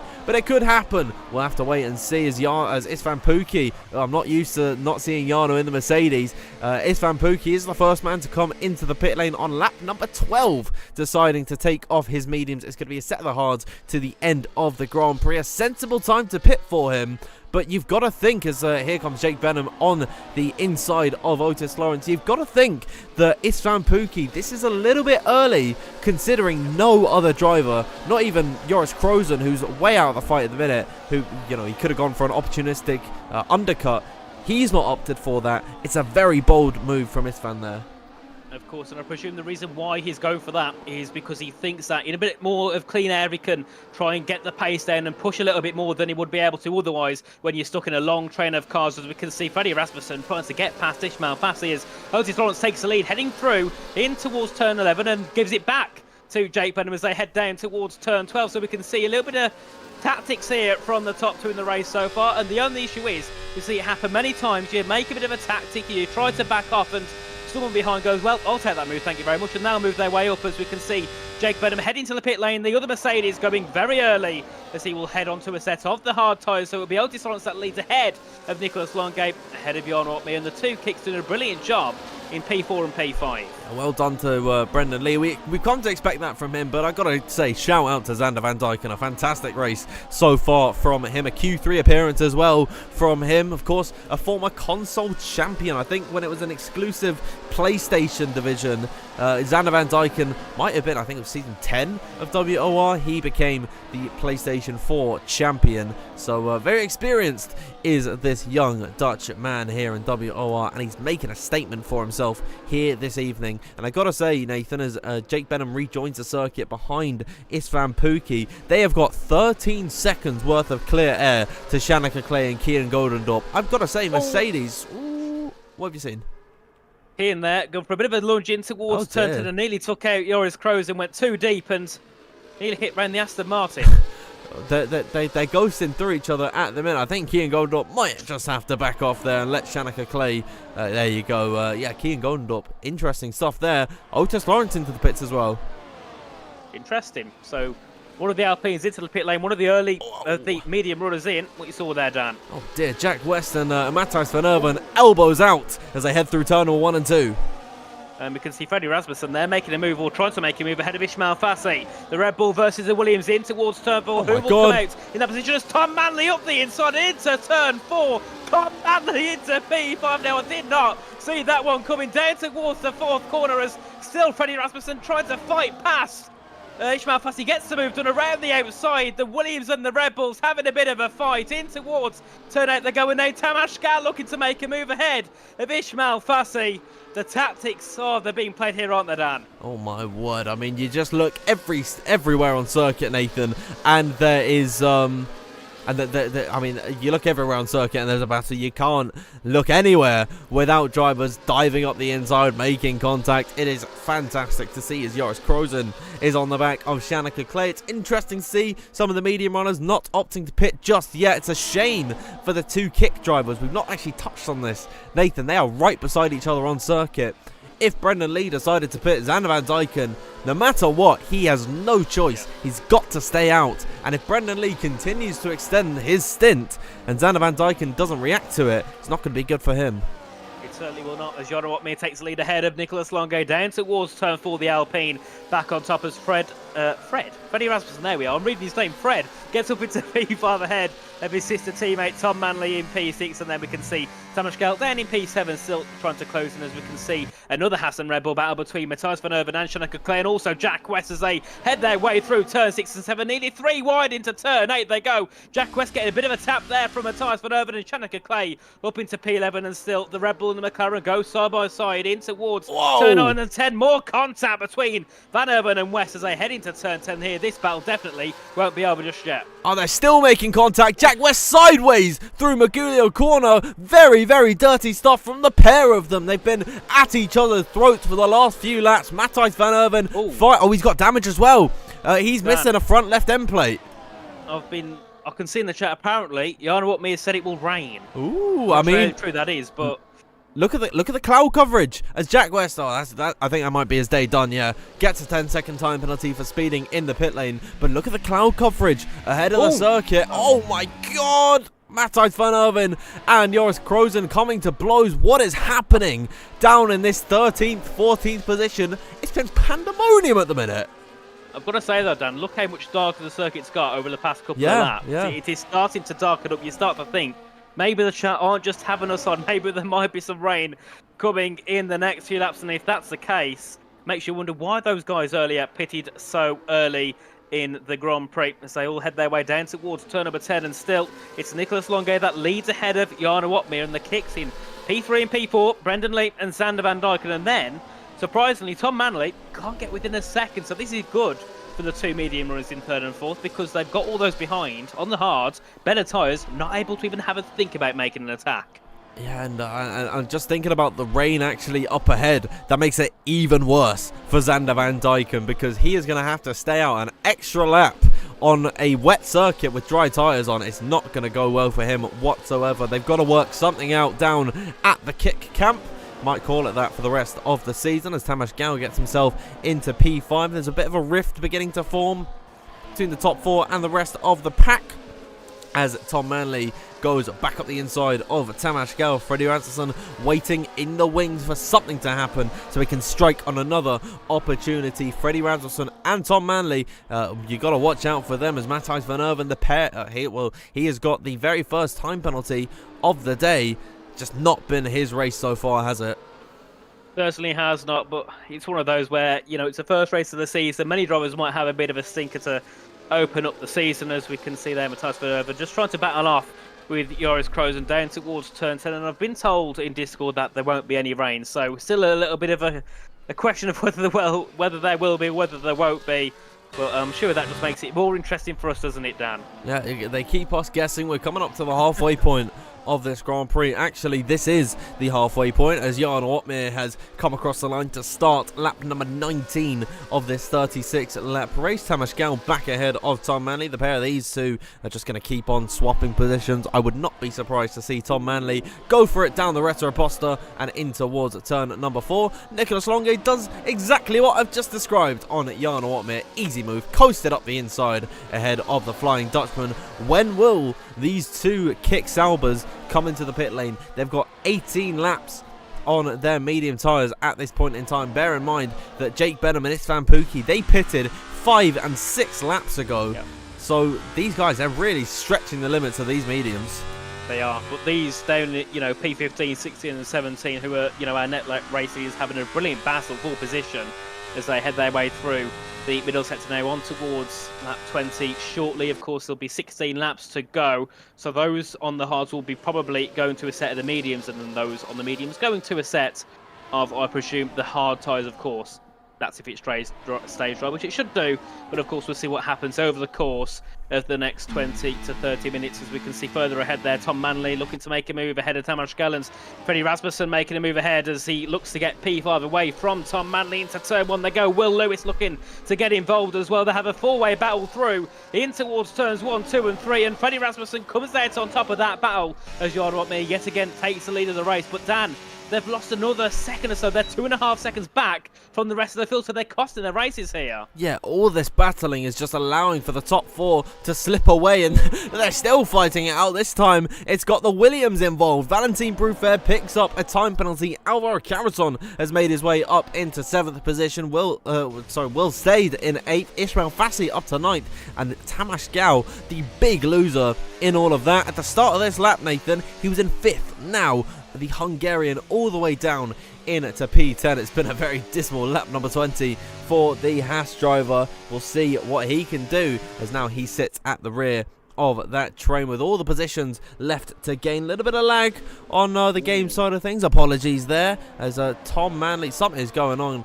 Lots of connection problems, not sure why, as Nicholas Longay looks for the move on at Jan Watman. Nathan, are you getting this as well? There's a little bit of lag here and there for Tom Manley, yes, but I think other people are also suffering a little bit of lag. But I've got to say, Dan, looking further back, Matthias Van Oven has got Jake Benham right in his wing mirrors as they head down towards turn 1, and nearly a bit of a tap onto the Red Bull there. It's raining.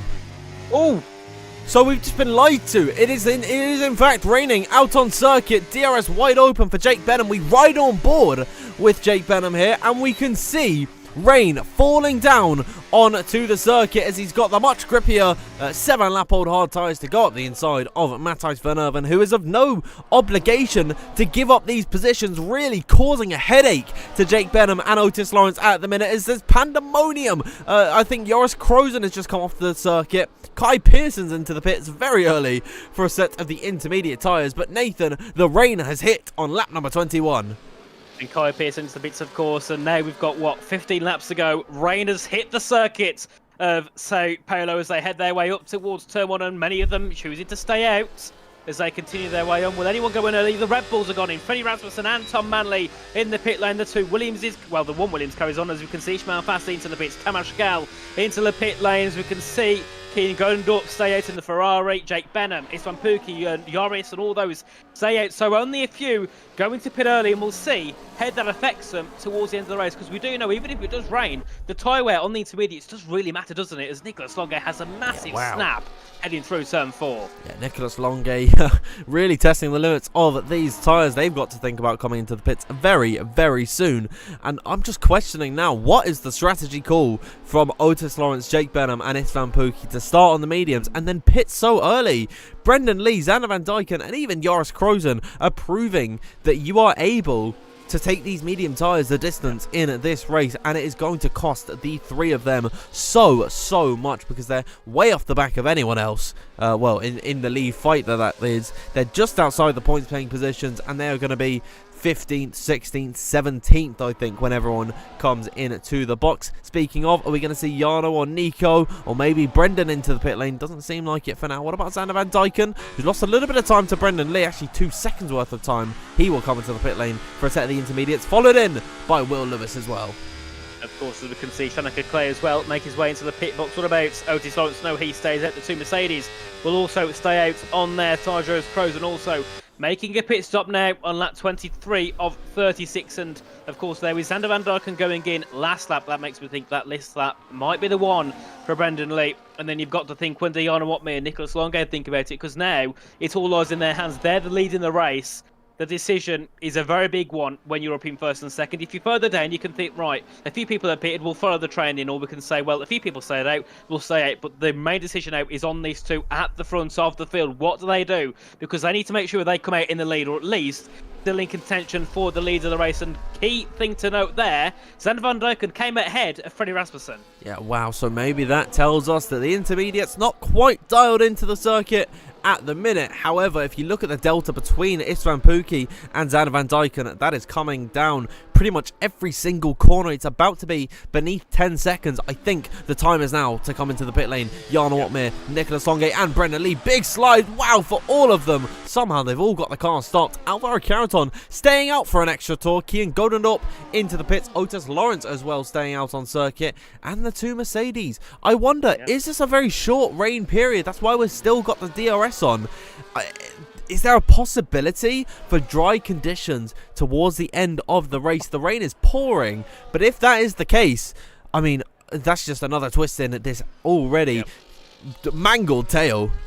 If that happens, then the two Mercs and Otis Lawrence have played an absolute masterclass in strategy. And you can see the track, it's starting to get wet, but it's definitely not sodden wet. You know, we're definitely nowhere near people thinking about going for a set of the wet tyres or, you know, it being definite into. People still can stay out, and I'm just on board here with Pookie now. He can drive quite comfortably at the moment on a set of the older hard tyres, so we'll see what they choose to do. And if it does go dry near the end, all these on the Inters have probably, well, they can probably stay out though, because no one really behind has got a threat on them.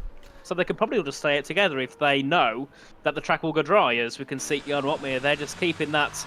If it does keep raining, net lead ahead of Nicholas Longe, and Brendan Lee also could be looking good on. Yeah, they are, aren't they? As they head round turn 11 and 12. Yeah, Brendan Lee really struggling to get the car stopped through Bico de Pato. He's lost a lot of time to Nicholas Longe. Alvaro Carreton into the pit lane. Otis Lawrence and Jake Benham, they're doing battle headed in towards turn number 1. Surely that is the last thing you're going to want to be doing when the rain has hit and you are being hunted down by a 3-time WOR champion, the season 12 WOR champion, the 2-time F1 esports champion, the reigning esports champion, and Xander Van Dyken. I mean, it's not the smartest move for any of them. The delta between Istvan Pukki and Jarno Opmeer, 5.9 seconds. By the end of this lap, I'd say that's going to be sub 4. It will. It's going to come down quickly, but I've got to say, though, the DRS is still enabled, especially when they was heading down towards turn 1. There was DRS, I believe it was for Otis Lawrence, heading down toward that first corner. As we can see the gap there between Jarno Opmeer and the top 3 continue to lower. 5.1 seconds now, just about to hit the 4-second mark as they head their way around turn 9 and into the braking zone at turn 10. And DRS has been disabled now. And you got to think, to the top 3, the thing is, if they don't pit, they're doomed. If they pit, they're doomed. So what do they do? What do they do here? It's such a difficult option and a decision of what you choose to do, because they might stay out and think, well, it could go dry, but if it doesn't, they're going to be overtaken anyway as they continue to stay out here. So I think they've got to now, haven't they? They've committed to it. Yeah, there's no point going, oh, maybe I'll try this, or maybe I'll go for this. You've got to be sure in your decision. At least there's a little bit of a consolation. There's a big gap between Jarno Opmeer, Nicholas Longe, and the rest of the pack, and they are still doing their own fighting. So if Otis Lawrence, Jake Benham, and Istvan Pukki, they can keep their noses clean for at least the next lap or two and allow for Jarno and Nico to go by smoothly, they might be able to salvage something in this race. But I think their race was doomed as soon as they came into the pit lane on lap number 12 or even 11, I think, in Istvan Pukki's case. But Nathan, this is really turning out to be an exciting story to start off the season. Who is going to be the one to take victory today? It's going to be a close one. I'm not going to say anything because I don't want to jinx absolutely anyone now. The conditions are that mixed, so I can't say anything at all. Because I'm afraid someone will get a very big jinx indeed. As we can see that gap coming down quickly now. Jarno Opmeer at 1.1 seconds, and you start to think now, the two Alpines, one in the lead, one in 4th. Do they work together to help Jarno Opmeer claim that victory, or does Otis Lawrence still want to run his own race as they head their way down towards turn 1 yet again? Surely, Dan, this lap is when Nicholas Longe and Jarno Opmeer make some moves. Yeah, I think there's one word to describe pretty much everyone in the top 5 at the minute, and it's the fact that Jarno and Nico, they've cooked at the minute. Otis, Jake, and Istvan, they are cooked, because there is Jarno Opmeer around the outside of the El Sol. We don't normally see that. That's Max Verstappen-esque from him there. Not quite the same hellacious move that the Dutchman did all those years ago. Jake Benham losing the position to his former teammate and former rival in Nicholas Longe, and it's only Otis Lawrence to beat here. Jarno Opmeer and Nicholas Longe, they're going to have the easiest time in the world making this move. There's Jarno down the inside of his teammate, and Nicholas Longe follows through very, very easily. Of course, and now Brendan Lee having his turn to make some moves, just got ahead of Istvan Pukin. They're looking to get ahead of Jake Benham in the Mercedes, just get himself ahead of Jake Benham, and now in 4th position, looking to try and take a podium for his opening race here in WR Tier 1. And remember, he's a reserve. He won't be here every week, unfortunately. Normally, it will be Alfie Butcher and Thomas Ronhar, but Brendan Lee definitely getting the season kicked off well here for the Kick-Saber team as Freddie Rasmussen pops through up into 4th place ahead of Tom Manley, who's getting ahead of Otis Lawrence now down towards turn 1, and the rain is getting worse and worse and worse as they go along now. I think if they stay there to hope it's dry, I don't think they've got any chance of getting back into the points here, because they're just dropping down further and further. We've got the 2 Hassis now on the back of the 2 Mercs, and we've got Alvaro Carson making moves, and Otis Lawrence just dropping down the field down to P9 as they head through turn 2. Yeah, race over for those 3. They're the only drivers still out on circuit on a set of the dry tyres. I think cut your losses now, honestly. Just come into the pit lane for a set of the dry compound of tyre. I mean, it doesn't look like it's going to dry up in time either. As Jake Benham here, I think he's mentally checked out of this one, because he is just he's driven off the circuit. He's just, maybe he can't even keep the car on the road. It's that bad for him there. The Mercedes down in 13th and 14th position. He's drifting his way through Ferragura corner. Shanika Clay's through on Otis Lawrence. Otis out of the top 10 now. Their race, safe to say, Nathan, finished. Yeah, a big shame indeed, because those 3 would have easily fought for positions, as we've had an incident somewhere. That's going to be, is that Jake Benham? I'm not sure who that was. As they went through. There's a bit of damage there.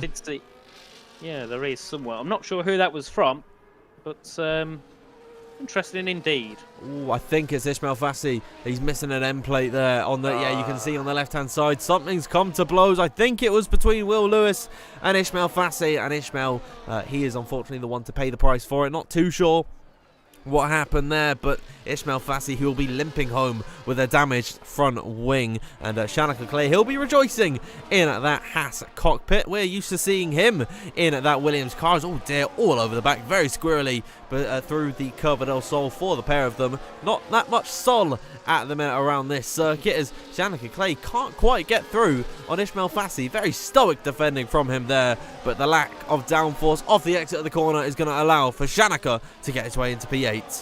Of course, and if we look ahead there, the battle for first is on. Joanna Watme and Nicholas Longue, 2 champions in WR Tier 1, looking to battle for the victory in round number 1 of Season 18, and then the battle for the podium. We've got Brendan Lee, Freddie Rasmussen, Tom Manley and Sander Van Dijk, and they're battling for that 3rd position. So we could have a cracking last 7 laps of this race, going on to lap 30 of 36, of course.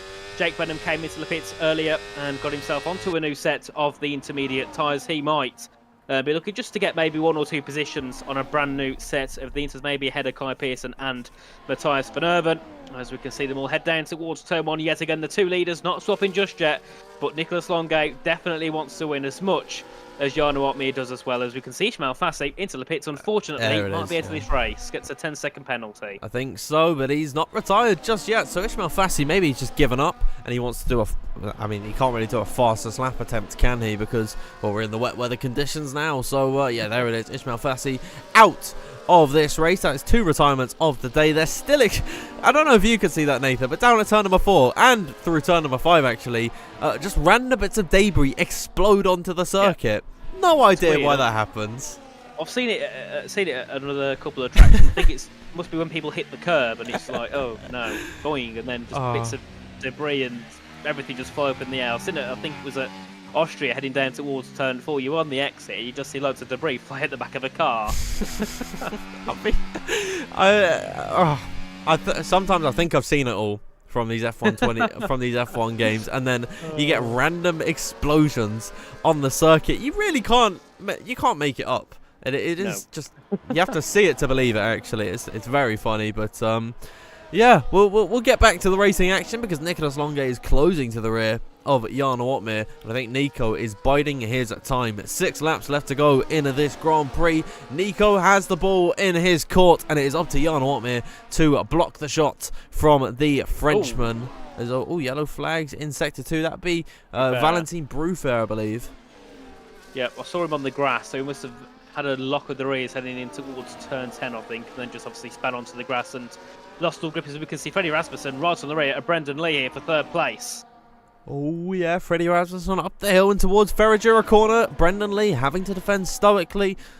Slightly less worn intermediate tyres on Brendan Lee's car. I wonder how much of a difference that is going to make coming towards the end of this Grand Prix. I'd imagine it's not too much, but we'll have to wait and see whether or not Brendan Lee staying out those extra few laps have really helped him. Gotta say, the front two are absolutely gone, and so this train consisting of Brendan Lee, Freddie Rasmussen, Tom Manley and Xander Van Dyken. This is the fight for the podium, and it is going to be a spectacular ride to the finish. The top six, Nathan, they're going to be providing us with some quality entertainment on our Sunday night with now 5 laps to go.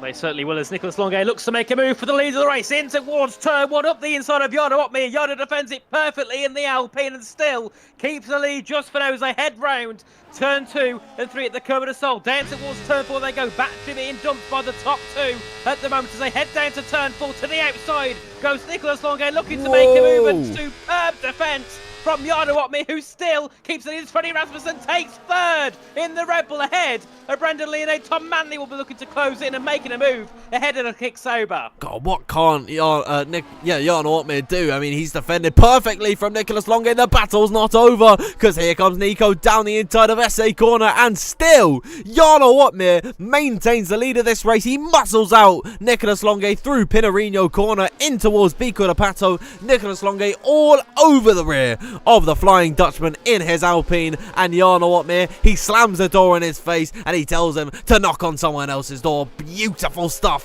from Jarno Opmeer, but for how much longer is this lead going to be lived? Because once again, Nicholas Longuet is going to have the slipstream down the main straight. I mean, Jarno Opmeer has no real defence here. I think, he's holding his own heading down in towards turn number 1. He's got that inside line. Will Nicholas Longuet be able to make this move stick, or has Jarno Opmeer executed a perfect defence once again through the centre S as they go and in towards Curva del Sol? Spectacular defending from the Dutchman.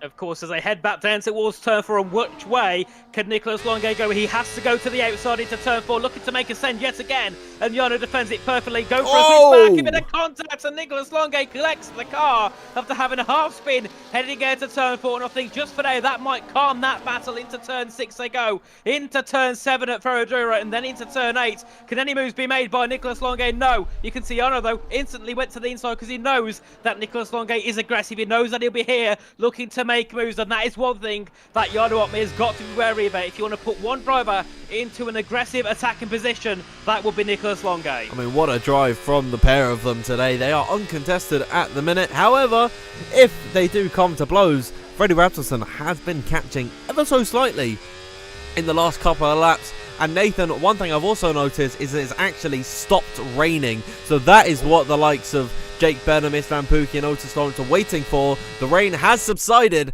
but it was too little, too late, as here comes Nicholas Longuet back around the outside of Jarno Opmeer. You get the feeling that this time the move has finally been pulled off by the Ferrari driver. But now, is this going to switch? It's just going to switch. Now Jarno Opmeer, he's got the ball in his court, and he's going to be dictating what Nico does here.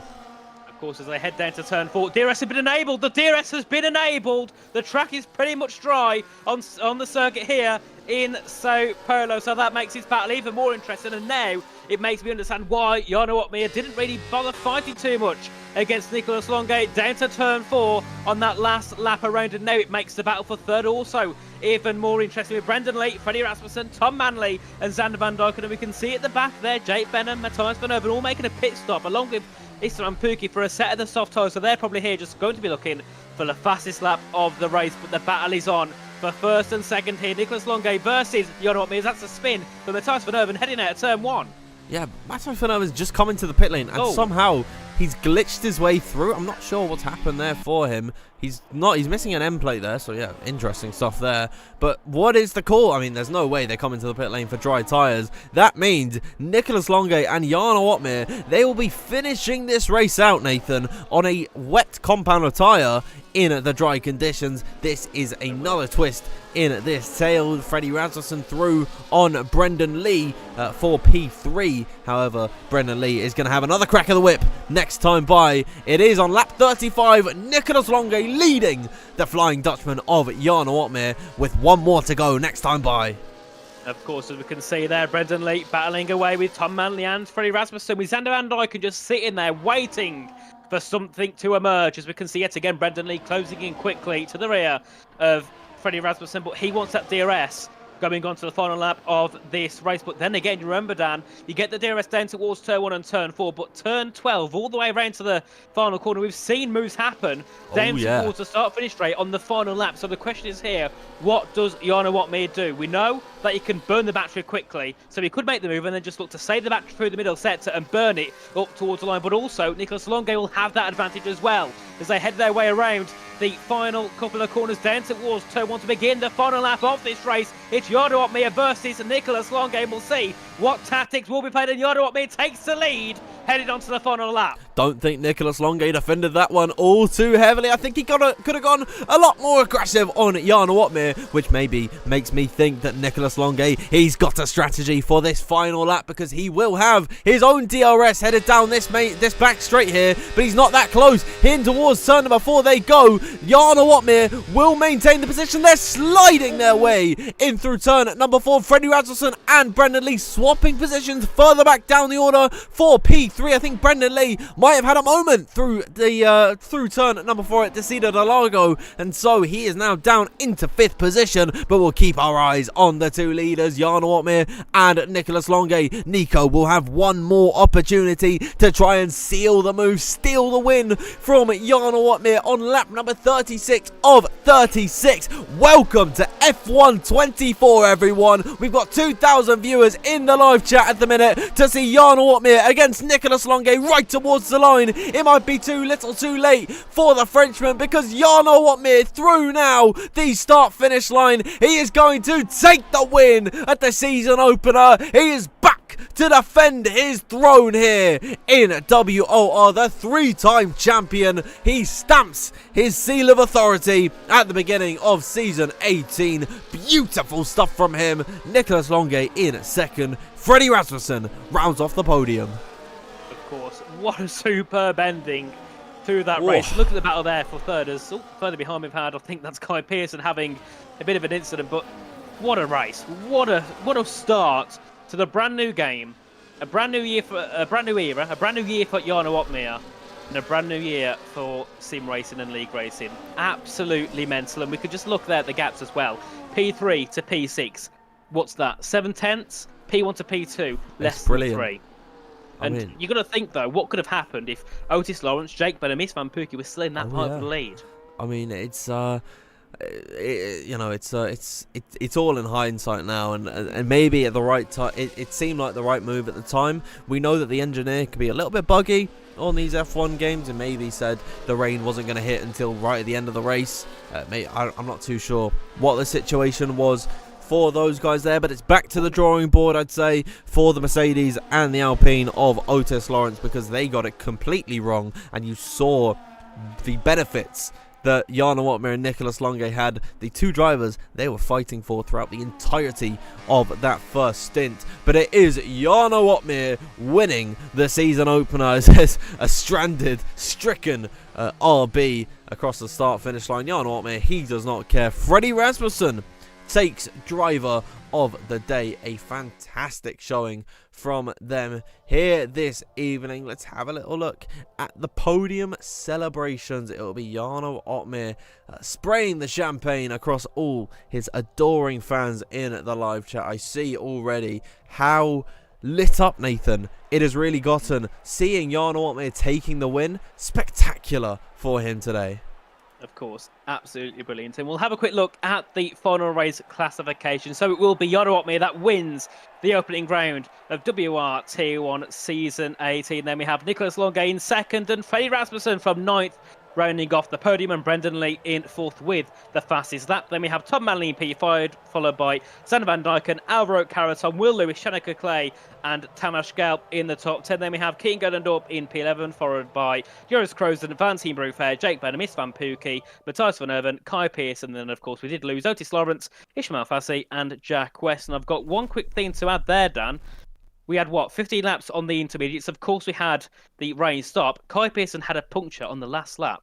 Oh dear, Kai Pearson, and for some reason I've not been allowed to look at the race results. I watched out the entirety of the podium celebration, and my game loaded too slow. I'll bring us back over to the intermission scene. Hello everyone watching at home. I've been able to turn a light on. Nathan, it's still unfortunately very dark in your bedroom, but what can we say about that first race? A lot to unpick, a lot to digest, but we gotta state the obvious. Jan Otmir, what an emphatic way to start the season off. Brilliant. There's no words. And also for Nicholas Longe, who, was on Yano's back the whole way through that whole intermediate stint towards the end of the race. And for them all to be able to adapt to those dry conditions on an intermediate tyre was also brilliant. But we've got a start of a new season which could be one of the best in history, because we've got so many people that were fighting for victories early on. We had such a brilliant qualifying, then the race came and we lost 3 of our contenders for the win due to that. And we still had a brilliant battle for first, second, third, down to 6th either way. So going in towards this championship now, and it's just going to be brilliant, isn't it? And the tracks we got as well, we got a brilliant calendar. So this season could definitely be the best we've had so far. Yeah, before we hopefully get some interviews in just a minute, let's have another look at the calendar and to where we're heading next week. We're headed to Qatar, very new to the F1 games, I believe. It was F1 23 that was it was introduced to the calendar. It's good to see it right at the beginning of the season, and after a fantastic Interlagos race here this evening, I've got very high hopes for Qatar. We've seen brilliant battles there before. We've seen bus stops as well, and it's going to make for a spectacular show. Nathan, we've not got anyone in the interview room just yet. If you'd like to drop a little message to any of them, hopefully we can get them in just a few minutes' time. But I think what a very smart thing to do is to thank all the viewers here this evening. I mean, we know the reception that the F1 24 game has got. I'm not going to divulge into any of the details as to why it's got that reception, but one thing that makes this all absolutely worth it is the fans in the live chat, and you might have been able to hear that Discord ding in your ears. I'll bring us over to the interview room because we have got the 3-time champion, the defending champion and race winner in the call with us. Jan Otmir, how are you doing today? Phenomenal. Couldn't be better. That's a great word, phenomenal. And what a phenomenal way to start off your season. Buonasera. Buonasera to you too. Wow. Yeah, Jan Otmir, of course, you're qualifying absolutely superb. We don't typically fancy you as the best qualifier on the grid, but tonight you are on top of it. Talk us through your incredibly quick time. Yeah, it was a good second lap. Unfortunately, I bottled the last lap. Could have still been a little bit faster, perhaps. But yeah, it felt good, to be honest. Already in Q1, didn't do a great lap, and then I went P5. So in the past few years, usually if I didn't do a great lap, I was not up in P5. So yeah, in the end of the day, perhaps it's also not quite the same quality grid as F1 Esports yet. But yeah, was good at least. So. I think one of the main talking points of this race, of course, qualifying, only half of the job. It was up to you to handle it in the race. And one of the main talking points was, of course, the strategy. We saw your teammate and both drivers of your former team, Mercedes, completely get it wrong. What do you think was the right call? Well, we know what the right call was for the strategy, but what was going through sort of your mind and their minds as they made that wrong call? You picked the right one. Yeah, I think their plan was to just stick it out on the slicks, which can work, of course. It's not always the case. You have to move on to inters, and yeah, I think everyone that went to inters can agree that it wasn't a fun time on them because they were overheating like crazy. But yeah, in the end, it was just faster, right? So it was the right call to move on to inters. But yeah, it wasn't an easy one. I kind of took it a little bit careful and waited to see what others were doing on the grid as well. I just wanted to pit with the majority, and the majority went into inters. I don't have a engineer in here or any like apps running to see the how do you say, the forecast. Okay. So I was just raw dogging this race a little bit. making it a little bit harder for myself. I mean, there's a lot of other words you could have used there, but that's certainly a way to describe your race. And of course, it worked out in terms of the strategy, but you had to get the job done in a very heated battle with Nicolas Longue. Talk us through what was going through your mind in the final lap to that race. Yeah, it was not easy. I honestly thought I wasn't going to be able to keep Nicolas at bay. He seemed way faster than me. The wall interstint, it was quite matched, I think, so on slicks. But yeah, it was good fun, to be honest. We had some great battles in the last 10-ish laps. I think he was hanging back a little bit in the beginning, but then yeah, eventually it was a great battle. And really close in the end. I think Nico made a mistake in the last sector of the last lap, which helped me a little bit. But yeah, it was really close, and he didn't make it easy for sure. Also, my chat is going crazy because I didn't shout them out for the engineering support. So shout out to chat for helping me with the engineering support tonight. Yeah, I'll speak. I'll do a little review over the engineering after this race with them, see what they can do better. I mean, it's not quite the standard that you get with your esports teams, but you know what? I think Twitch chat is a better, maybe in numbers, they're just the better option. I mean, you know, I don't know what I'm talking about here. One last thing from me before I pass you over to Nathan. Jarno, of course, you're the season 15 and 16 champion. We missed season 17. Is the three-peat coming this season? That's the plan, of course. I'm planning to drive all races. Not sure if I'm actually gonna be, if it's actually gonna be possible, of course. But yeah, well, I'll try, of course. I'm not driving to be shit, basically. So yeah, obviously I'm gonna try and win again. Apologies for the language, everyone at home. That's all from me. From me, Jarno. Nathan, anything you want to say to our race winner? Well, first of all, well done.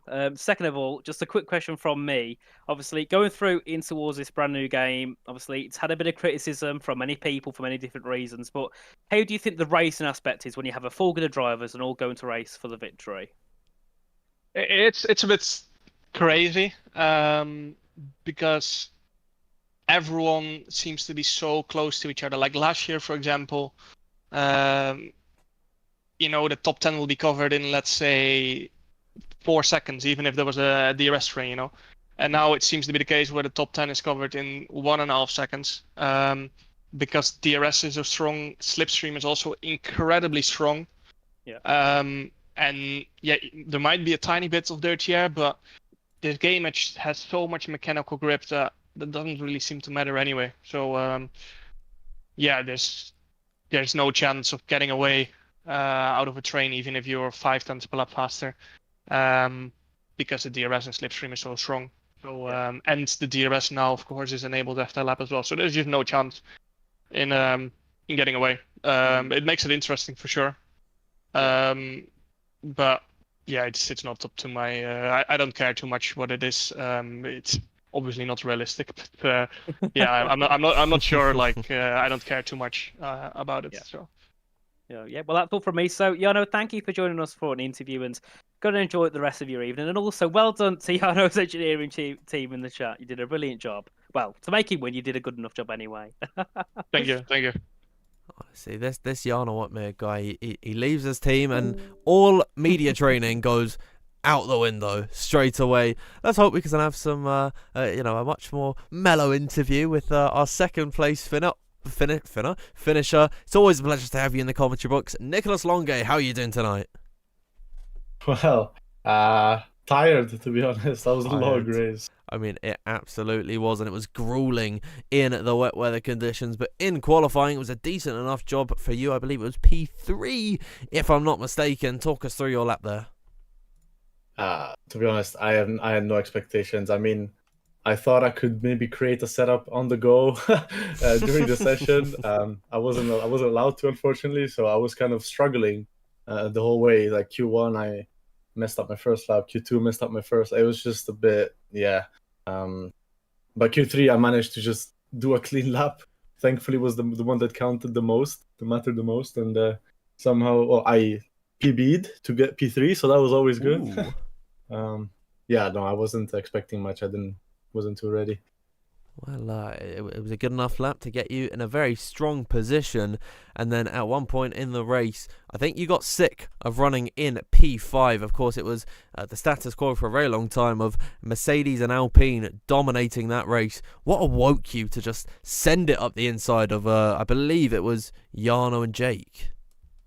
Well, it was already a few laps prior to that I was trying to like set up some sort of move like that. It's just hard with this game with how fast you can regenerate ERS. So every lap I tried to make them use much more than myself, and it just wouldn't work. And then one of the laps, I guess I was a bit closer to Jarno and put more pressure on him, and he went for a move when I just saved all my ERS for the second straight, and both cars in front of me had way less energy to deploy, and I could just easily pass through. So it was a few laps before that I already tried to make that type of move.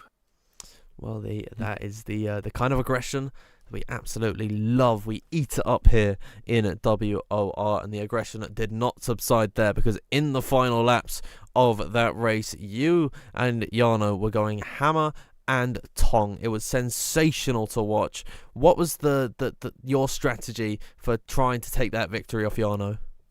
I mean, it was very gambly. It was a very gambly end of the race. I mean, you couldn't tell if it was going to dry up, have DRS enabled or not. And with how it was going, I saw the track was drying up, but it was very dry for a few laps already, and I didn't see the DRS get activated. And I was just like, okay, then if the DRS doesn't get activated, I'm going to struggle to pass him on track. So I went for the move, and it's my luck. The moment I went for the move, if only the DRS got activated half a lap beforehand, then I wouldn't have passed, obviously. But it didn't, so I passed him, and I thought I could get the win if the DRS wasn't activated. But yeah, kind of had to gamble one or the other, to be honest. Well, I mean, P2 is still a fantastic position, and in such an intense battle with your rival Jarno Uppbeat, I think we're going to see sensational season out of the pair of you. That's all from me. Nathan, anything you want to say to Nico here? Just one quick question. So, hello, Nico. Well done on that second place. Just one quick thing from me. Of course, we've got a long season ahead. I think we've got the first 8 rounds, and of course, I think there might be a few in the future. Do you reckon we'll see you for most of the season? I don't think so, because I have some stuff to do and places to be, unfortunately. I would like to be able to do every race, because every year I don't really quite get into the championship fight because I just miss so many races.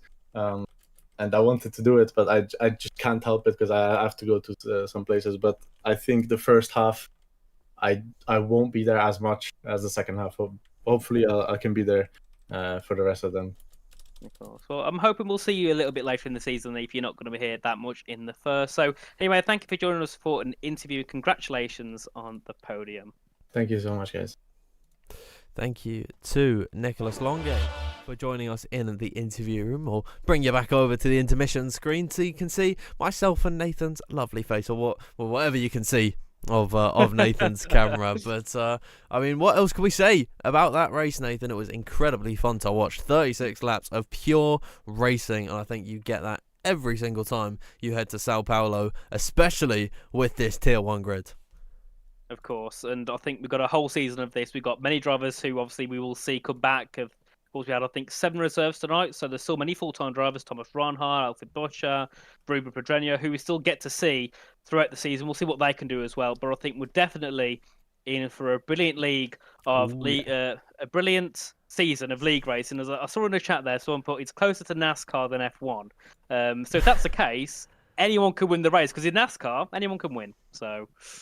Oh yeah, especially around those super speedways, Talladega, Daytona, all over the shop. And if WOR is anything like those races this season, we are in for one hell of a ride. And if you want, I was thinking of swearing there, but I remembered I'm not Jarno Uppbeat, so I mean, unbelievable stuff from him there. I'm going to ban him from the interview room in the future. Of course, only joking, as someone's just left the Discord. That might have been Nicholas Longe, I think, leaving us there. Unfortunately, we've not been able to talk to Freddie Rasmussen, He never really joins for interviews anyway, so we're just going to leave it there for the interview section of this. Let's one more time remind you of the calendar, and next week we head to Qatar, a brilliant circuit, very new, the Lusail International Circuit, new to the F1 23 game last year, still very fresh in the mind of all of these drivers, and it should be a hellacious ride for everyone involved. Of course, and I know the only change I know about Qatar is that the pit lane's different. On this game, the pit lane's after, because before you used to go through the penultimate corner, then go to the right and go through the wall. Now you go around the final corner and then just peel in. So yeah, that's one change the Qatar circuit's had. Apart from that, there's not much different. Apart from the fact that we'll have probably even better racing than we did last time, because from what we saw tonight, what I've seen in other leagues, the racing's just so close, and it allows for such brilliant battling. And the strategy aspect, Dan, it's a lot more important now, isn't it? Because you got to be perfect. You can't be a little bit right. You've got to be absolutely perfect if you want to be in a position to win a race. Absolutely. You've got to get the strategy down, because, well, take what happened to Otis, Jake and Isfan today. Their strategy was pants, and their race was completely ruined from the minute that they entered that pit lane. But hopefully, heading into Qatar, we're not going to have any rain trouble. Fingers crossed. It'd be very strange to see the rain in Qatar, but I think it has happened for me on one occasion before. I've seen it definitely in Bahrain and in Abu Dhabi. Not too much at Qatar, but yeah, I digress. Thank you everyone once again so much for tuning in tonight. Thank you to Gridfinder and Next Level Racing for sponsoring this stream, and if you haven't already, please make sure you like this stream and make sure you subscribe to the WOR YouTube channel. The growth has been insane over the last game cycle. We aim even higher on F1 24. If you want to follow us on, I'm not going to get used to saying this, but if you want to follow us on X, it is at WOR League. And then if you want to follow us on TikTok, we're on TikTok now. It is World Online Racing F1. You can see it all above at the very top of your screen there. If you want to follow myself on X, it is Danfield F1 _. And if you want to follow Nathan, it is Richie F1 with the eyes replaced by ones. Thank you everyone once again so much for tuning in this evening. And we will see you next time out in Qatar. But for now, thank you and good night.